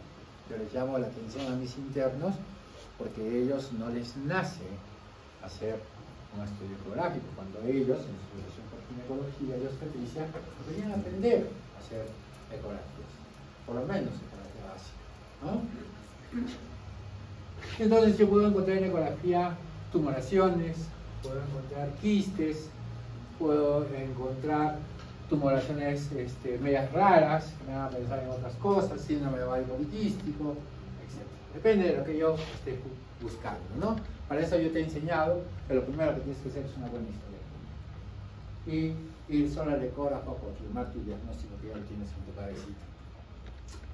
Entonces vean, por ejemplo, acá un quiste dermoide. Bien hecha la ecografía, vean. Y para esto he traído la diapositiva. Valor predictivo positivo 95%. Valor predictivo negativo 95%. Es decir, no necesitas hacer otro examen para llegar a un diagnóstico con una ecografía bien hecha. Una niña. No. ¿Qué más tienes que saber tú cuando ves a una niña? La niña no nace con un útero y con unos ovarios así como los vemos, ¿ya? Son rudimentarios. En la época de la pandemia, yo tuve que atender a una niña con una tumoración de 10 centímetros, al menos el que se formaba como un quiste simple. Y la intervine, lógicamente, no fue un quiste simple, fue un tumor de ovario, y tuvimos que sacar la tumoración. Y por un poquito así, no me llevé todo el útero. ¿Ya? Vean, el útero es pequeñito. Estamos hablando de niñas, vean, de 9, 8 años. ¿Ya? El útero va creciendo, va tomando su forma definitiva a medida que va teniendo influjo hormonal. Y si tú ves acá, mira la relación del cuello con el útero. Y mira cómo va cambiando a medida que va creciendo. Y mira la edad acá, recién nacida, 9 años, 11 años. Entonces, si tú miras esto, en esa niña que yo la operé, pues obviamente no vas a encontrar el útero. Y te lo puedes llevar de encuentro. Y no lo vas a reconocer. Pero cuando ya le va creciendo la línea endometrial, o cuando ya va creciendo el endometrio, eso es más fácil, ¿no? Y esto tienes que tener en cuenta siempre para saber cómo es el útero de una niña y cómo va creciendo en el tiempo, ¿ya? Y cómo va creciendo la relación cervix-cuerpo. Y al final va a haber una relación más o menos de 1 a 2, ¿ya? Y ahí ves una ecografía pélvica, ves el útero de una niña de 11 años, ves que el pequeñito es el cuerpo, porque solamente es el cuerpo y todo es el cuello, ¿ah? Y cómo va cambiando en esta niña que tiene 8 años, en la cual prácticamente no tiene cuerpo pélvico, ¿ya? Igual pasa con los ovarios. Si no tienes desarrollo folicular, pues no vas a ver los ovarios, ¿no? Ni por ecografía. Es como cuando me dicen, doctor, ¿dónde están los ovarios en la mujer menopáusica? En la mujer menopáusica no puedes observar los ovarios, o no vas a observar en la gran mayoría. ¿Por qué? Porque no hay desarrollo folicular, entonces no hay que quitar el contraste, ¿no? Y los ovarios están atróficos. Los que no los observes no quiere decir que no los tenga, simplemente no se observan. ¿De acuerdo? Bien, y el primer tema que vamos a tocar acá es el tema de pubertad precoz. ¿Y qué cosa es pubertad precoz? ¿Qué entiende por pubertad precoz?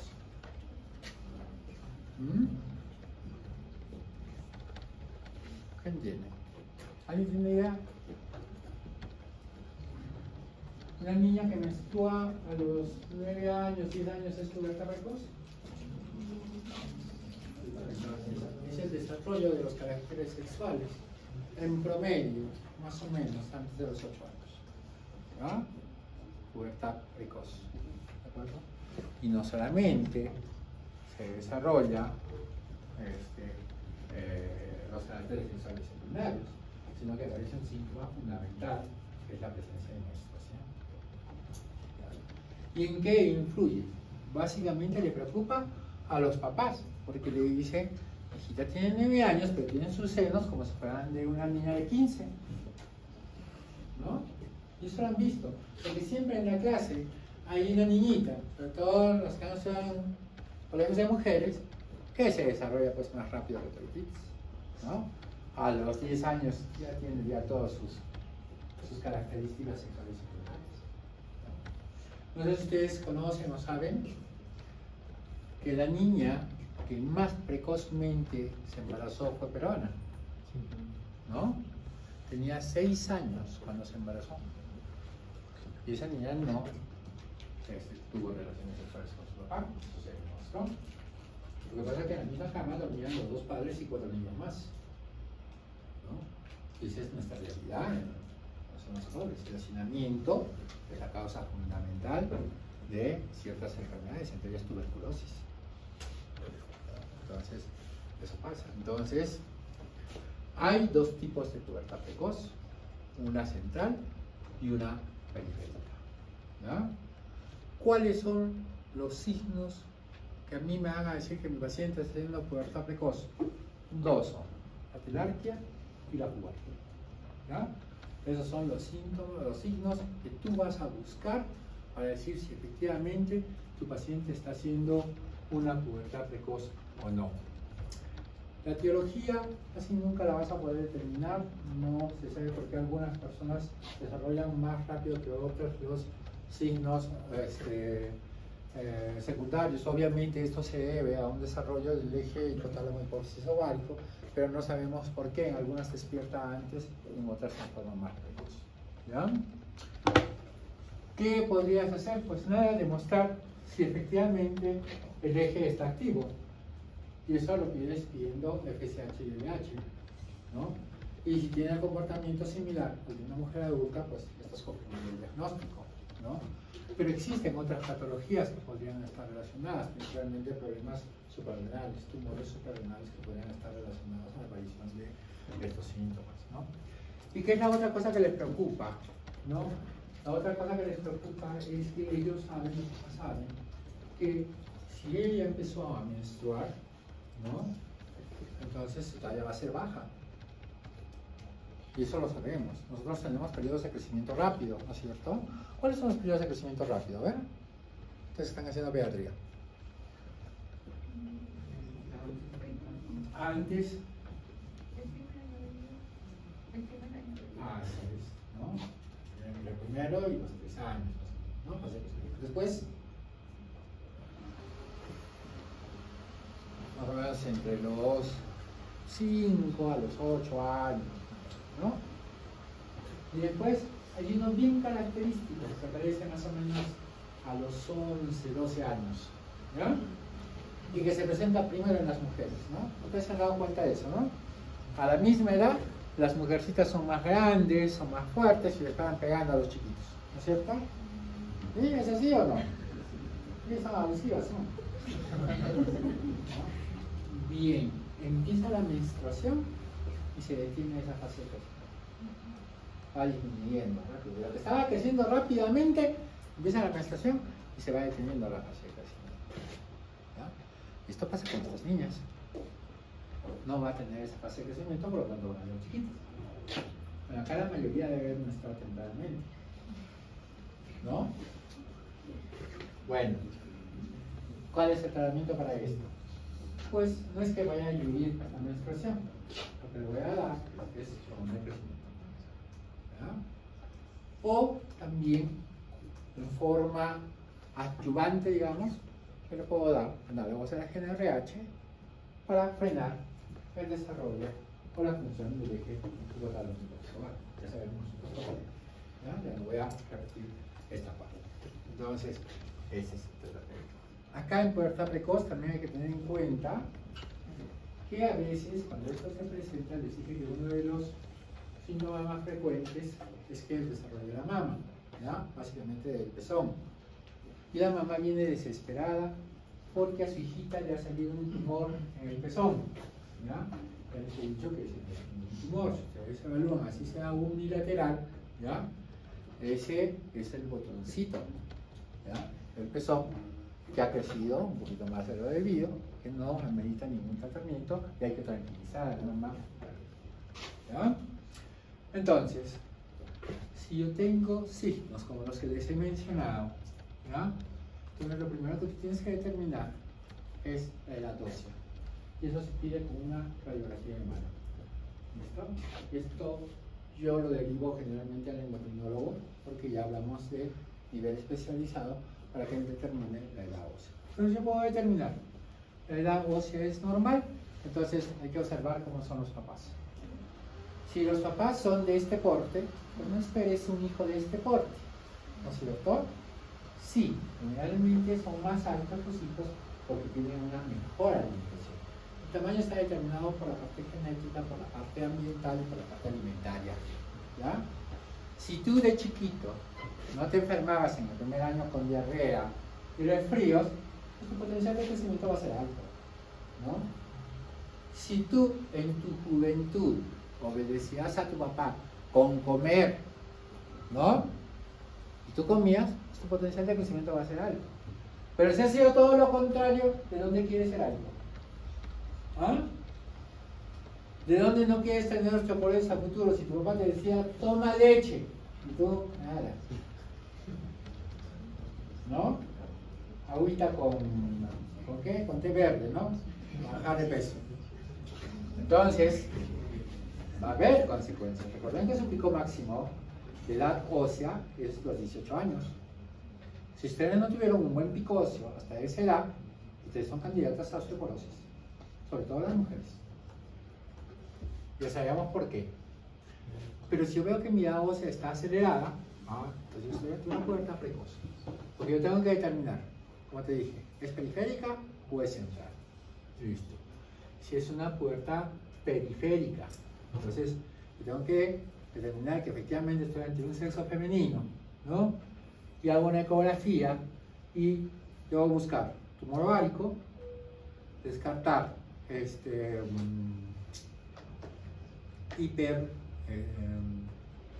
androgenismo secundario, o debo buscar un quiste ovario autónomo, ¿no? Pero pudiera ser que yo encuentre manchas café con leche, y acá ya me está orientando a otro diagnóstico, ¿no es cierto? O yo puedo tener gonadotropinas, esteroides sexuales, eje activo, desarrollo gonadal simétrico, estoy ante una pubertad precoz, ¿no? Y es de origen central, eso no hay ninguna duda. Más allá de hacer una resonancia para descartar una tumoración en el sistema nervioso central, pues no voy a poder hacer más, ¿ya? Estos son los diferentes análogos de la GNRH. Nosotros el que más utilizamos es la leuprorelina, que es el que tenemos acá. Vean, usan de 20 a 50 microgramos por kilo, ¿ya? En forma subcutánea, una vez por día por mes, ¿ya? Nosotros utilizamos la leuprorelina, pero de depósito, ¿ya? Y si utilizamos 35 miligramos en una mujer adulta. Nunca lo hemos utilizado en niños, nunca he tenido niñas con pubertad precoz, ¿ya? Había sí sospechas, pero nunca he tenido la opción de probar a una niña de este tipo, ¿ya? Pero sí he tenido niñas enanitas que les hemos dado hormona de crecimiento, pero que no tenían signos de pubertad precoz. Ellas sí tenían alteración en el desarrollo de su tallo, ¿ya? Hay criterios para usar la GNRH en la pubertad, ¿no? Y uno de ellos es que la edad de inicio del desarrollo mamario tiene que ser menor de 8 años, ¿ya? Eso es definitivo, o que la primera menstruación se ha presentado antes de los 9 años. En el caso de los niños chiquitos también se les puede dar análogos de la GNRH, y hay que ver acá el tamaño testicular, ¿no? Creo que esa es la parte más importante. ¿Y cuál es su pronóstico con este tratamiento de la talla final? ¿Ya? Dice, pasa del percentil 3, ¿ya?, aproximadamente al percentil 5, es decir, a la talla promedio, ¿ya? Y el mejor ejemplo, acuérdense, de Messi, ¿no? Messi era chiquito, muy chiquito, y a pesar de la hormona de crecimiento sigue siendo chiquito, ¿no? No tan chiquito como iba a ser, pero sigue siendo chiquito, ¿sí? Entonces no esperen tampoco que porque les van a dar hormona de crecimiento van a dejar otro extremo, no es cierto, ¿ya? ¿Qué efectos secundarios? Básicamente de todos estos que ven acá, el principal es que yo puedo condicionar los tumores, ¿ya? Pero puedo tener una serie de síntomas como aumento de peso, ¿ya? Ovario poliquístico, puedo tener epilepsia, puedo tener todos los signos de la menopausia. Entonces, una de las cosas que ustedes tienen que decir a los pacientes cuando decidan usar análogos de la GNRH. La otra patología que vamos a repasar, porque ya nosotros hemos hecho este tema, es el tema de ovario poliquístico, pero vamos a incidir en algunas cositas, ¿no? Recordarles que los criterios de Rotterdam son los que siguen vigentes a la fecha para el diagnóstico de síndrome de ovario poliquístico. Y si ustedes recuerdan, no existe un solo tipo de ovario poliquístico. Nosotros hemos estudiado 4 genotipos de ovario poliquístico, pero existen muchos más, ¿ya? Pero enfocándonos en esos 4, el hecho de que la niña tenga un ovario de aspecto poliquístico no hace diagnóstico de ovario poliquístico, ¿ya? Tampoco el hecho de que tenga amenorrea hace diagnóstico de ovario poliquístico. ¿Por qué? Porque la niña tiene periodos anovulatorios solamente por falta de maduración del sistema nervioso central. Y yo sugiero que una niña que no tenga signos o síntomas de hiperandrogenismo, ¿ya?, haga un dosaje laboratorial de andrógenos para ver si hay por lo menos hiperandrogenismo laboratorial. Pero si es que no hagan diagnóstico de ovario poliquístico, porque esa niña le van a cambiar toda su vida y le van a decir que esa niña tiene ovario poliquístico no habiendo tenido nunca esa patología. Entonces hay que ser muy cuidadosos al respecto cuando hablemos de estos parámetros, ¿ya? Hoy por hoy les decía que los nuevos ecógrafos hacen esto, ¿no? Yo hago un barrido del ovario y el ecógrafo a través de programas especiales pues los identifica y hasta ahora le ponen numeración.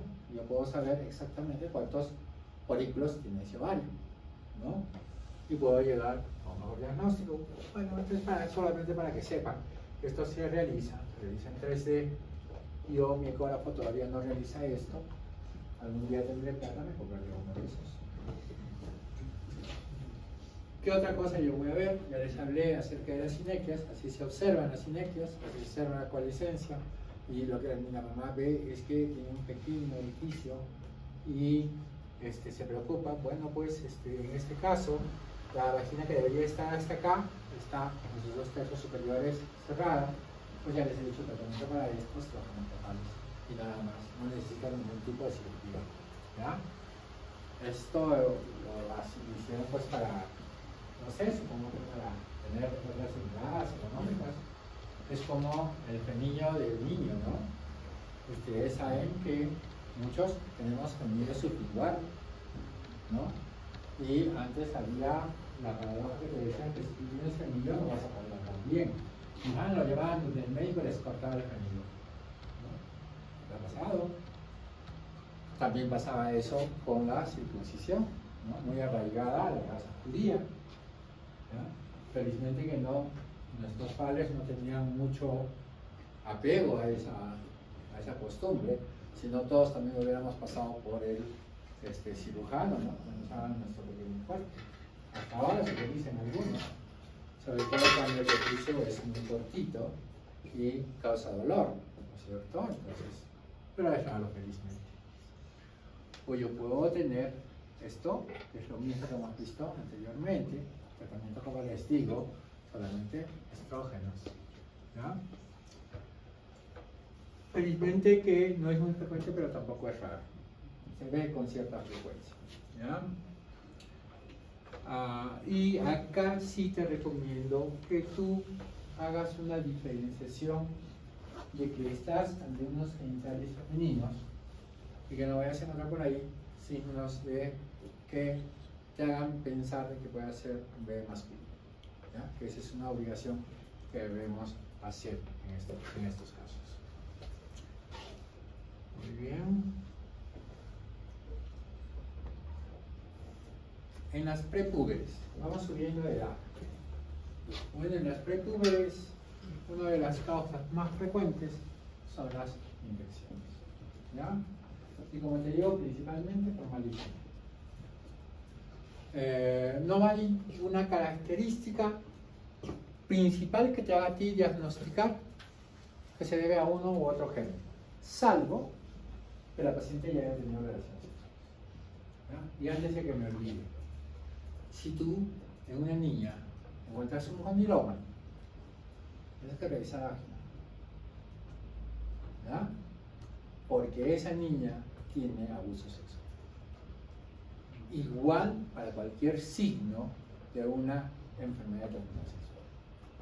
Esto no te debes olvidar, nunca, ¿ya?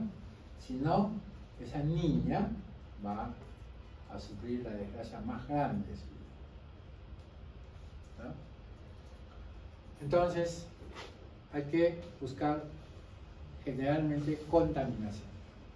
Como decía yo, las causas más frecuentes en niñas y en prepúberes eran negativos, ¿ya? Tratamiento para esto, como en la gran mayoría de casos, generalmente son inhibidores de beta-lactamasa o cefalosporinas de primera o segunda generación, ¿ya? ¿Qué otras cosas pueden condicionar una infección vaginal, ¿ya? Recuerden que los labios cumplen un factor de protección, no están ahí de adorno, ¿no? Ni para que les den besos, ¿no? Tiene un factor de protección del medio ambiental, ¿ya? Y cuando eso se pierde, se condiciona la aparición de infecciones. Por eso yo les decía en alguna clase que no recomiendo la reducción de labios en mujeres adolescentes, porque esta protección hasta que se pierde, ¿ya? Entonces, Recuerden que yo tengo una vulva con una mucosa delgada, atrófica, la proximidad con la vagina o el ano, la higiene. Los niños no se lavan las manos, ni de adultos se lavan las manos y de niños le van a exigir que se laven las manos, ¿no? Todos esos pues, son factores de riesgo para una vaginitis. La causa más frecuente es inespecífica, dar un antibiótico que cumpla la función de atacar gram negativos, gram positivos, es que no tengo la posibilidad de hacer un cultivo, y darle una cremita que le baje la inflamación en el prurito que está teniendo la niña. En este caso, usan una combinación de un corticoide con un antibiótico y eso les va a ayudar. Ya les he dicho cuáles son las marcas con las que viene generalmente. ¿Qué es lo que voy a encontrar? Este es un caso severo de una inflamación vulvar vaginal, pero lo que generalmente ustedes van a encontrar en la niña es un enrojecimiento bien marcado alrededor de los labios mayores, de la parte interna de los labios mayores, bien redondito, que es típico de la inflamación que presentan estas niñas. ¿No?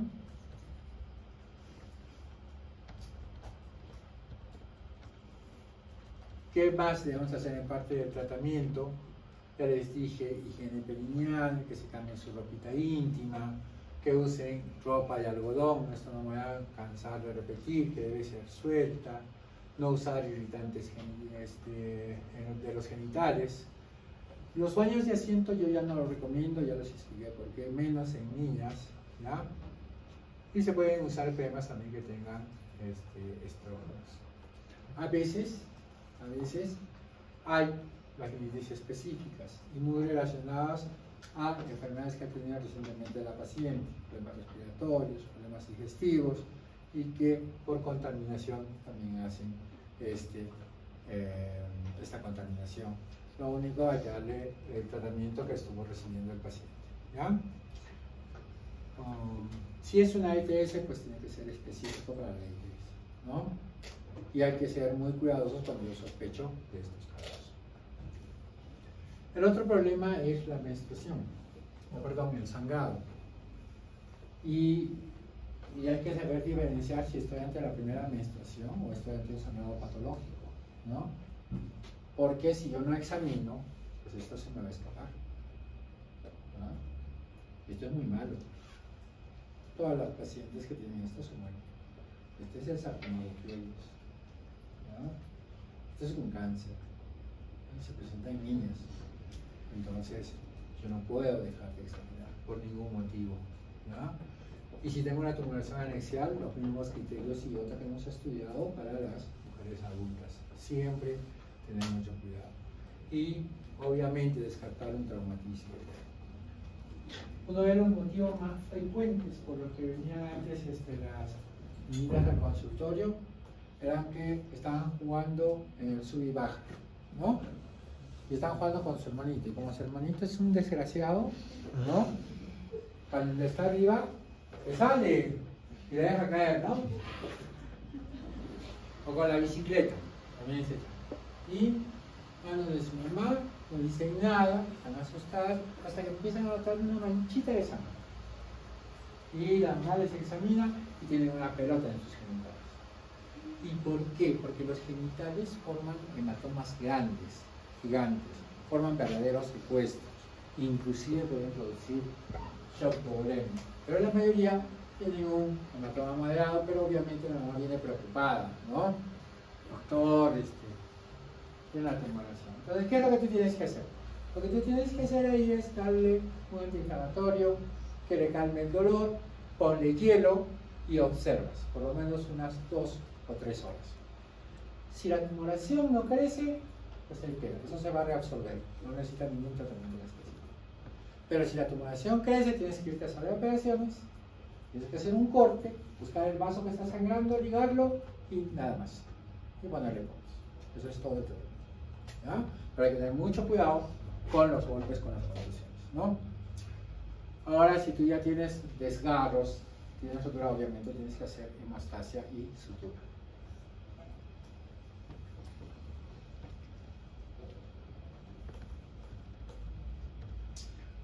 Esto es un resumen de todo lo que les estaba explicando, ¿ya? ahí tienen, esta es una violación o intento de violación. Claramente observa el hematoma, la equimosis, ¿no? El edema, ¿no? Es evidente, ¿no? Acá sí hay que evaluar el himen, hay que evaluar, cuando veas esto tienes que evaluar la zona del ano. Pues, si tú no examinas también es falta tuya. Hay otros signos de abuso, allá por ejemplo hay una infección. ¿No? Hay una infección ahí. Acá no se ve claramente, pero están evaluando el himen, ¿no? Acá también, ¿no? Es triste ver estos casos, ¿no? Luego hablemos de amenorrea. Y la amenorrea ya ustedes saben cuál es la definición. Es la falta de menstruación por más de 3 meses, ¿no? Y yo tengo que decir, ¿es una amenorrea primaria o es una amenorrea secundaria? Vamos a repasar lo que hemos estudiado, ¿no? Y si es una amenorrea primaria, ¿tiene signos o caracteres sexuales presentes o no tiene caracteres sexuales? ¿Y para qué me sirve? Para discriminación, para malformaciones sexuales, para alteraciones disciplinares. ¿Ah? Y tú ya sabes cómo tienes que hacer el estudio, ya no te voy a repetir, ¿no? En este caso, es lo contrario que la pubertad precoz, ¿no? Si el cervix central funciona en funcionamiento, pues el fruto para el ovario, ¿no? No hay quien desencadene, ¿no? Y eso ya tú sabes que puede deberse a problemas tumorales, problemas de secreción, puede ser problemas ováricos, puede ser trastorno de órgano genital terminal, etc. Esto yo creo que no lo voy a revisar más.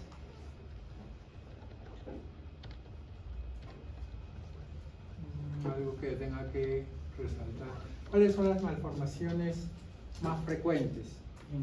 Himen imperforado, septo vaginal transverso completo. Eso es lo que tenemos que descartar. Agenesia o síndrome de Rokitansky, ¿no? Esas diferentes variables son las más frecuentes, ¿no? Himen imperforado, así lo van a ver. La paciente viene por dolor pélvico, en forma periódica, y ustedes le encuentran una tumoración que puede estar así saliendo por la vagina, puede estar un poquito más adentro, pero ven una tumoración así típica, negra, ¿verdad? Y cuando ustedes lo tocan, es líquido, porque lo ven a trasluz. Listo, que se hace acá, se hace, son cristianos, ¿no? Es una cruz y solucionar el problema, ¿verdad? Listo, eso es todo lo que tiene que salir acá, está lo que sale, ¿verdad? Se acumula tanto que causa mucho dolor, ¿no? Yo tengo un video de un caso muy bonito, pero no tenemos tiempo para pasarlo. Acá hay falta de vagina, ¿no? Esto ya, por eso querían hecho ciertos exámenes y ven que hay un riñón y se ve uno de los uréteres y el otro no. Y es que estas malformaciones se asocian a malformaciones renales, ¿no? Otro caso de amenorrea primaria, y ustedes han visto, disgenesia gonadal, 40%, a pesar de que son raros, ¿eh? Ovario resistente a gonadotrofinas o síndrome de Savage, ¿ya? Daño por radiación, quimioterapia, infecciones, también lo hemos visto, ya sabemos por qué no menstrua la mujer que sufre este tipo de tratamientos, y síndrome de ovario poliquístico. Tumores de origen central, malformaciones, un Billy-Bardet, Kalman, hidrocefalia, adenomas, todo lo que hemos estudiado. Ya no lo vamos a repetir. ¿Se acuerdan, no? De la paciente que no come, ¿no? La anoréxica, la bulímica, ¿no? la que hace mucho ejercicio, la que baja mucho de peso. ¿Sí? Solamente recordar, ¿no? Y lo más importante, ¿cuál es la causa más frecuente de amenorrea? Embarazo. Por ahí, problemas de vida pesada. ¿Ah? De lejos. ¿Sí o no, doctora? Claro. Y cuando hablamos de amenorrea secundaria, pues también ya lo sabemos. Si solo van a terminar, generalmente, o es una infección muy grave que le causó daño endometrial, una endometritis severa, o es una secuela posadural. Eso se llama síndromes. ¿Listo? O síndrome de Asher. ¿Listo? Enfermedades crónicas como la tuberculosis, yo nunca he visto, ¿ya? Con la amenorrea nunca he visto. He visto inclusive, hace poco he operado a una paciente con tuberculosis enteroperitoneal. Creo que les mostré a algunos de ustedes, ¿no?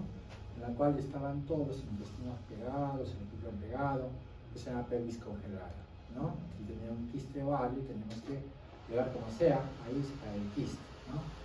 Pero que dé amenorrea no, pero está descrito. Pueden dar amenorrea, ¿ya? Creo que eso sobre amenorrea secundaria.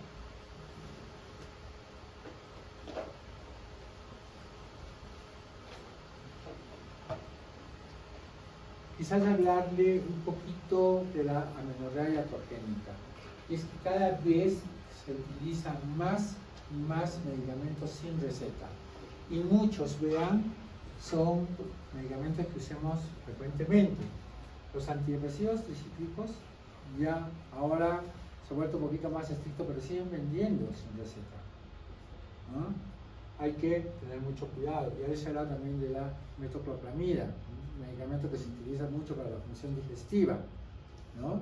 Ese también puede producir amenorrea, las fenotresinas. Pero quizás uno de los que más se utiliza es la píldora. Y nunca le dicen a su paciente que esta píldora les va a causar falta de menstruación. Y ustedes ya saben que las píldoras que tienen progestágenos, aunque eso nosotros lo vamos a ver un poquito más adelante, pues produce falta de menstruación. Entonces, a tenerlo en cuenta siempre, ¿ya? El diagnóstico tampoco ya no lo vamos a tocar, ya lo sabemos.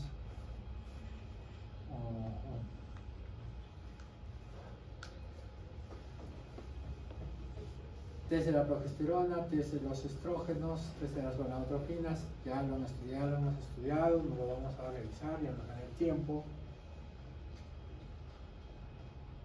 Acá quizás,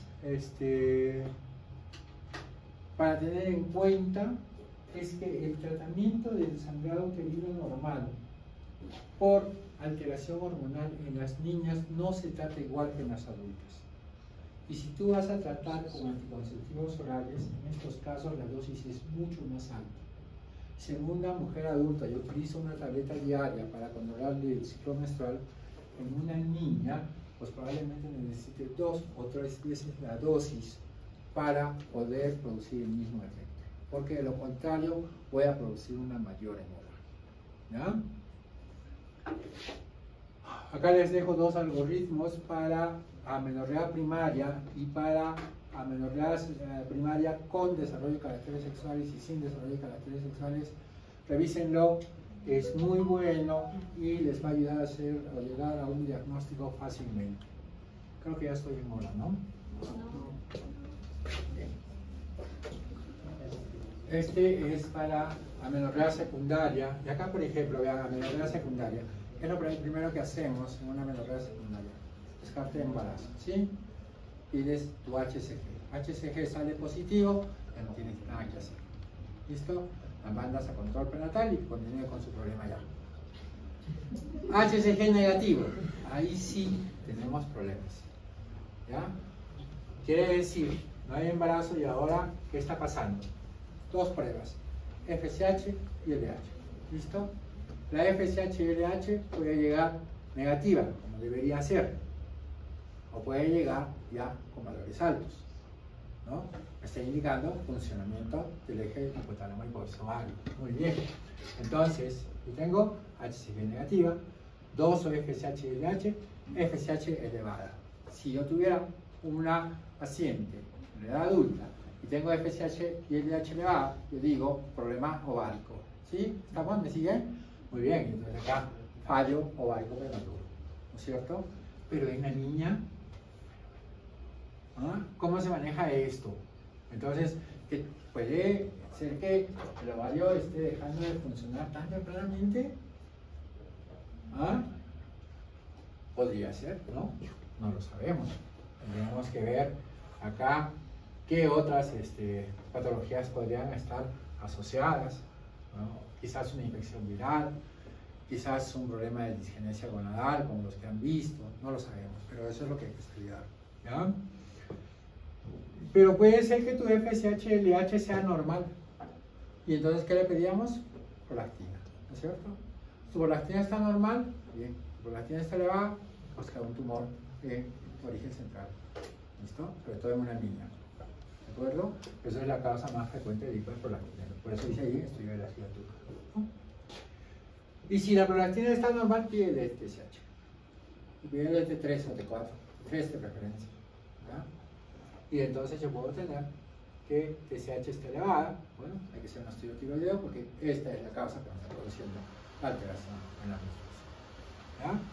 ¿Ya? Y si FSH y LH viene baja, recuerda, si FSH y LH está baja, el problema está en el hipotálamo o en el hipófisis. ¿De acuerdo? Muy bien. ¿Qué hago? Hago un test de progesterona y de ahí un test de estrógenos y determino la causa. ¿Listo? Veanlo, para eso lo secuestran. Y si yo tengo una hemorragia uterina normal, causa principal de hemorragia uterina normal,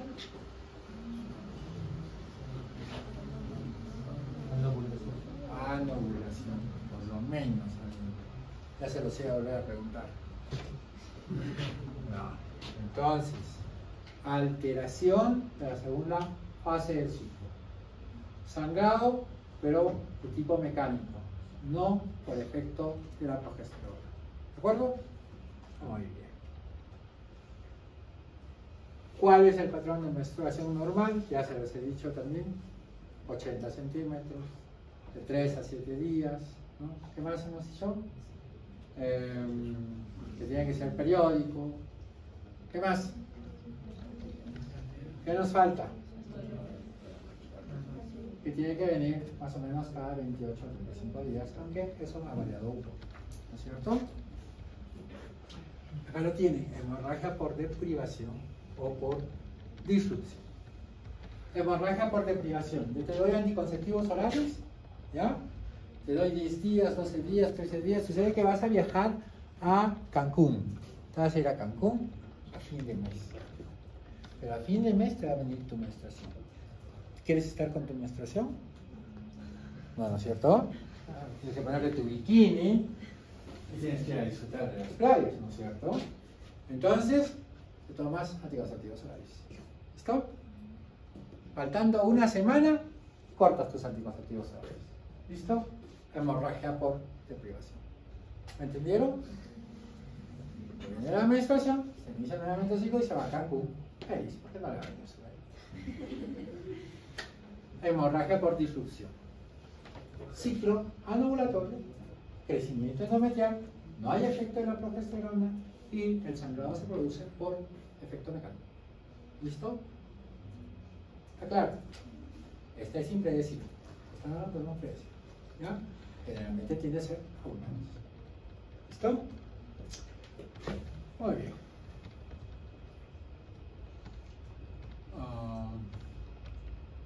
Esto también ya les expliqué.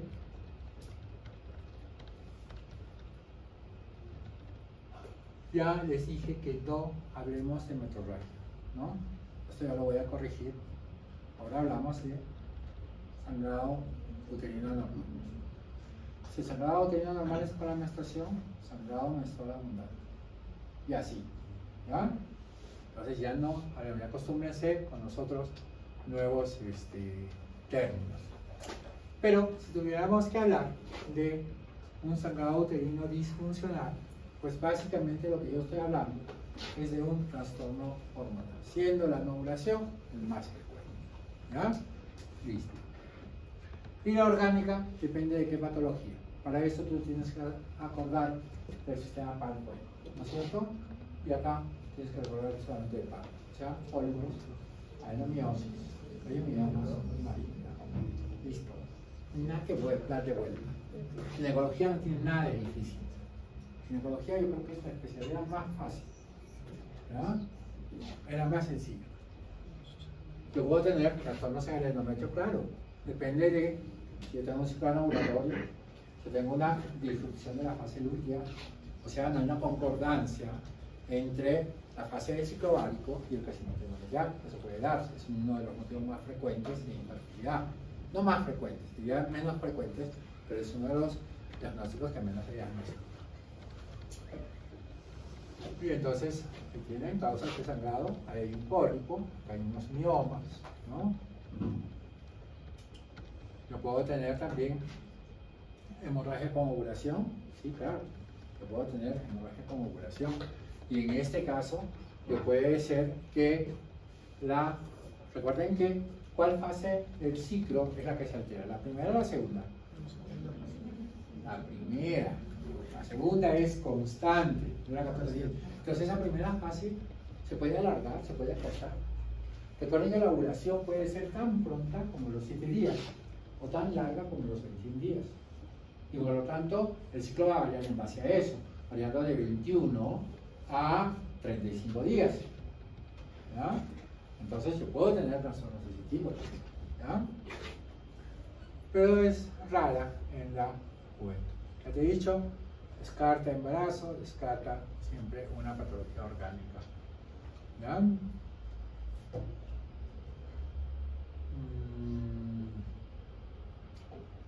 El diagnóstico, el examen que te va a ayudar acá mucho, siempre va a ser la ecografía. ¿Por qué? Porque esa te va a descartar si hay una patología funcional o no. ¿Ya? Y si no encuentras nada, obviamente te va a brindar más a un trastorno hormonal. ¿Listo? ¿Qué más? ¿Amerita que se le haga exámenes invasivos a una niña? Generalmente no, salvo que yo sospeche en malformación congénita. ¿Ya? Después no amerita. Es raro, por ejemplo, pólipos en la niña, miomas en la niña. No quiere decir que no haya. Pero yo, por ejemplo, no he visto. He visto sí en mujeres jóvenes miomas grandes, pero no he visto en niños. ¿Ya? Menos pólipos. ¿Ya? Bueno, ya que yo no tengo la experiencia de la doctora Ojeda, pues tengo alguna experiencia. La doctora Ojeda se pasó. Tratamiento. Generalmente a las niñas, a diferencia de las mujeres en edad fértil, de inicio no es necesario darles tratamiento hormonal. Es preferible en ellas darles antiinflamatorios, ¿ya? Como primera opción. Y si no tengo buen resultado, acá sí vale la pena darle hacia transmisión, ¿ya? Si con estas dos medidas sigues teniendo periodos abundantes o te está condicionando anemia en la niña, en esa paciente sí vas a tener que usar un anticonceptivo oral, pero úsalo lo menos posible y usa un buen anticonceptivo, uno que esté muy relacionado con una regulación adecuada del ciclo. ¿Y cuál es ese? Un anticonceptivo que se parezca mucho al ciclo ovárico. Y ese es el Dienogest. El Dienogest, las 3 presentaciones que existen en el mercado utilizan concentraciones diferentes en cada cápsula, tratando de remedar un ciclo ovárico normal. El más conocido es el Flyland, con ese nombre, es ese Shane. Pero también viene con el nombre de Belaface, ese es el Medifarma, si no me equivoco. Y hay otro por ahí que no me acuerdo. Pero ese les va a regular el ciclo, les va a cortar el ciclo y por lo tanto va a mejorar sus niveles de hemoglobina, ya no va a tener dolor porque se va a liberar menos cantidad de prostaglandina, porque menos cantidad de endometrio, ¿no? Y ustedes ya saben todo eso. Así es que no les voy a dar. Entonces, en ese orden, AINES, fibrinolíticos y después anticonceptivos orales combinados. ¿Ya? Siempre combinados, acá sí no vale usar solo progestamina. ¿Ya? Si tu paciente tiene mucho sangrado y no para con anticonceptivos orales, ahí sí estás en un problema, pues tienes que tomar la decisión si le doy un análogo de la NRH o no. Recuerda que son niñas y ya hemos visto cuáles son los efectos iniciales, pero está dentro del repertorio de medicamentos que puedes usar, está el uso de análogos de la NRH. ¿Ya? El Implanon. El Implanon es el implante subtérmico que utilizan las mujeres como método anticonceptivo. ¿Ya? Se utiliza para 3 años, a pesar que hay 4, esta es una diapositiva de una periodista española. Nosotros no usamos 4 años, tendríamos 3, pero ha salido un implante que se va a utilizar para 5 años, que ya se está empezando a utilizar. ¿Ya? ¿Qué pasa con el Implanon o con estos derivan de un gestágeno llamado etonorgestrel? ¿Ya? Y se libera dosis pequeñas y es muy similar a usar un anticonceptivo oral que tenga solo progestágenos, o muy similar al SIU, que es el sistema intrauterino liberador de etonorgestrel. ¿Ya? El problema con este es que puede producir spotting, puede producir manchado y finalmente puede hacer que la paciente desangre todos los días. Es una incomodidad para la paciente. Entonces, a pesar de que efectivamente va a disminuir el volumen total de sangrado, la mujer puede tener estos efectos. ¿De acuerdo? En este caso es mejor el SIU, pero como son niñas y probablemente no han tenido relaciones, no es opción. ¿Ya?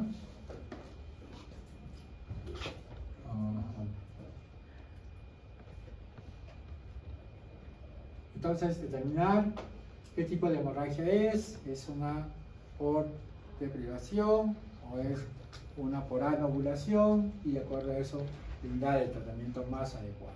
¿De acuerdo?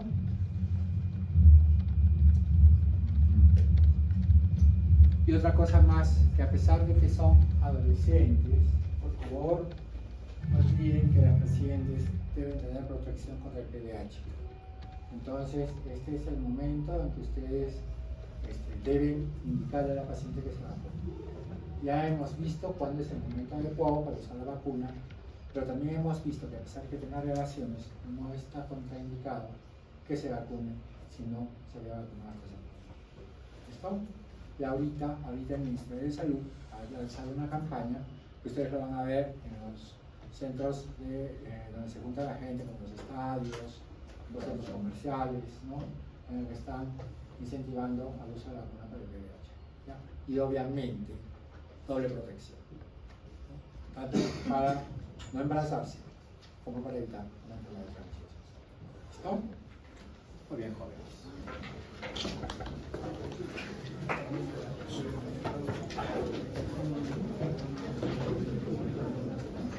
Los que han expuesto de una vez subiremos su... Me falta una exposición. Ah, sí, interesante. Ya la dejé. No, de una vez, pues vamos a una vez, para que ya no les falte nada. Subimos las dos exposiciones, ya tienen ahí sus lecturas también, que les he puesto de cada capítulo. El examen viene, ya saben, su clase, de las lecturas que les he dejado, ¿ya? Y de la exposición de sus compañeros, ¿ya?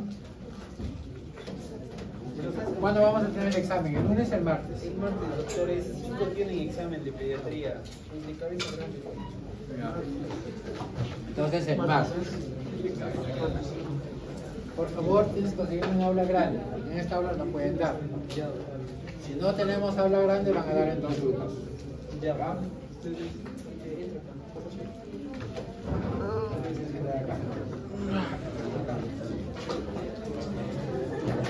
Ahora te vas a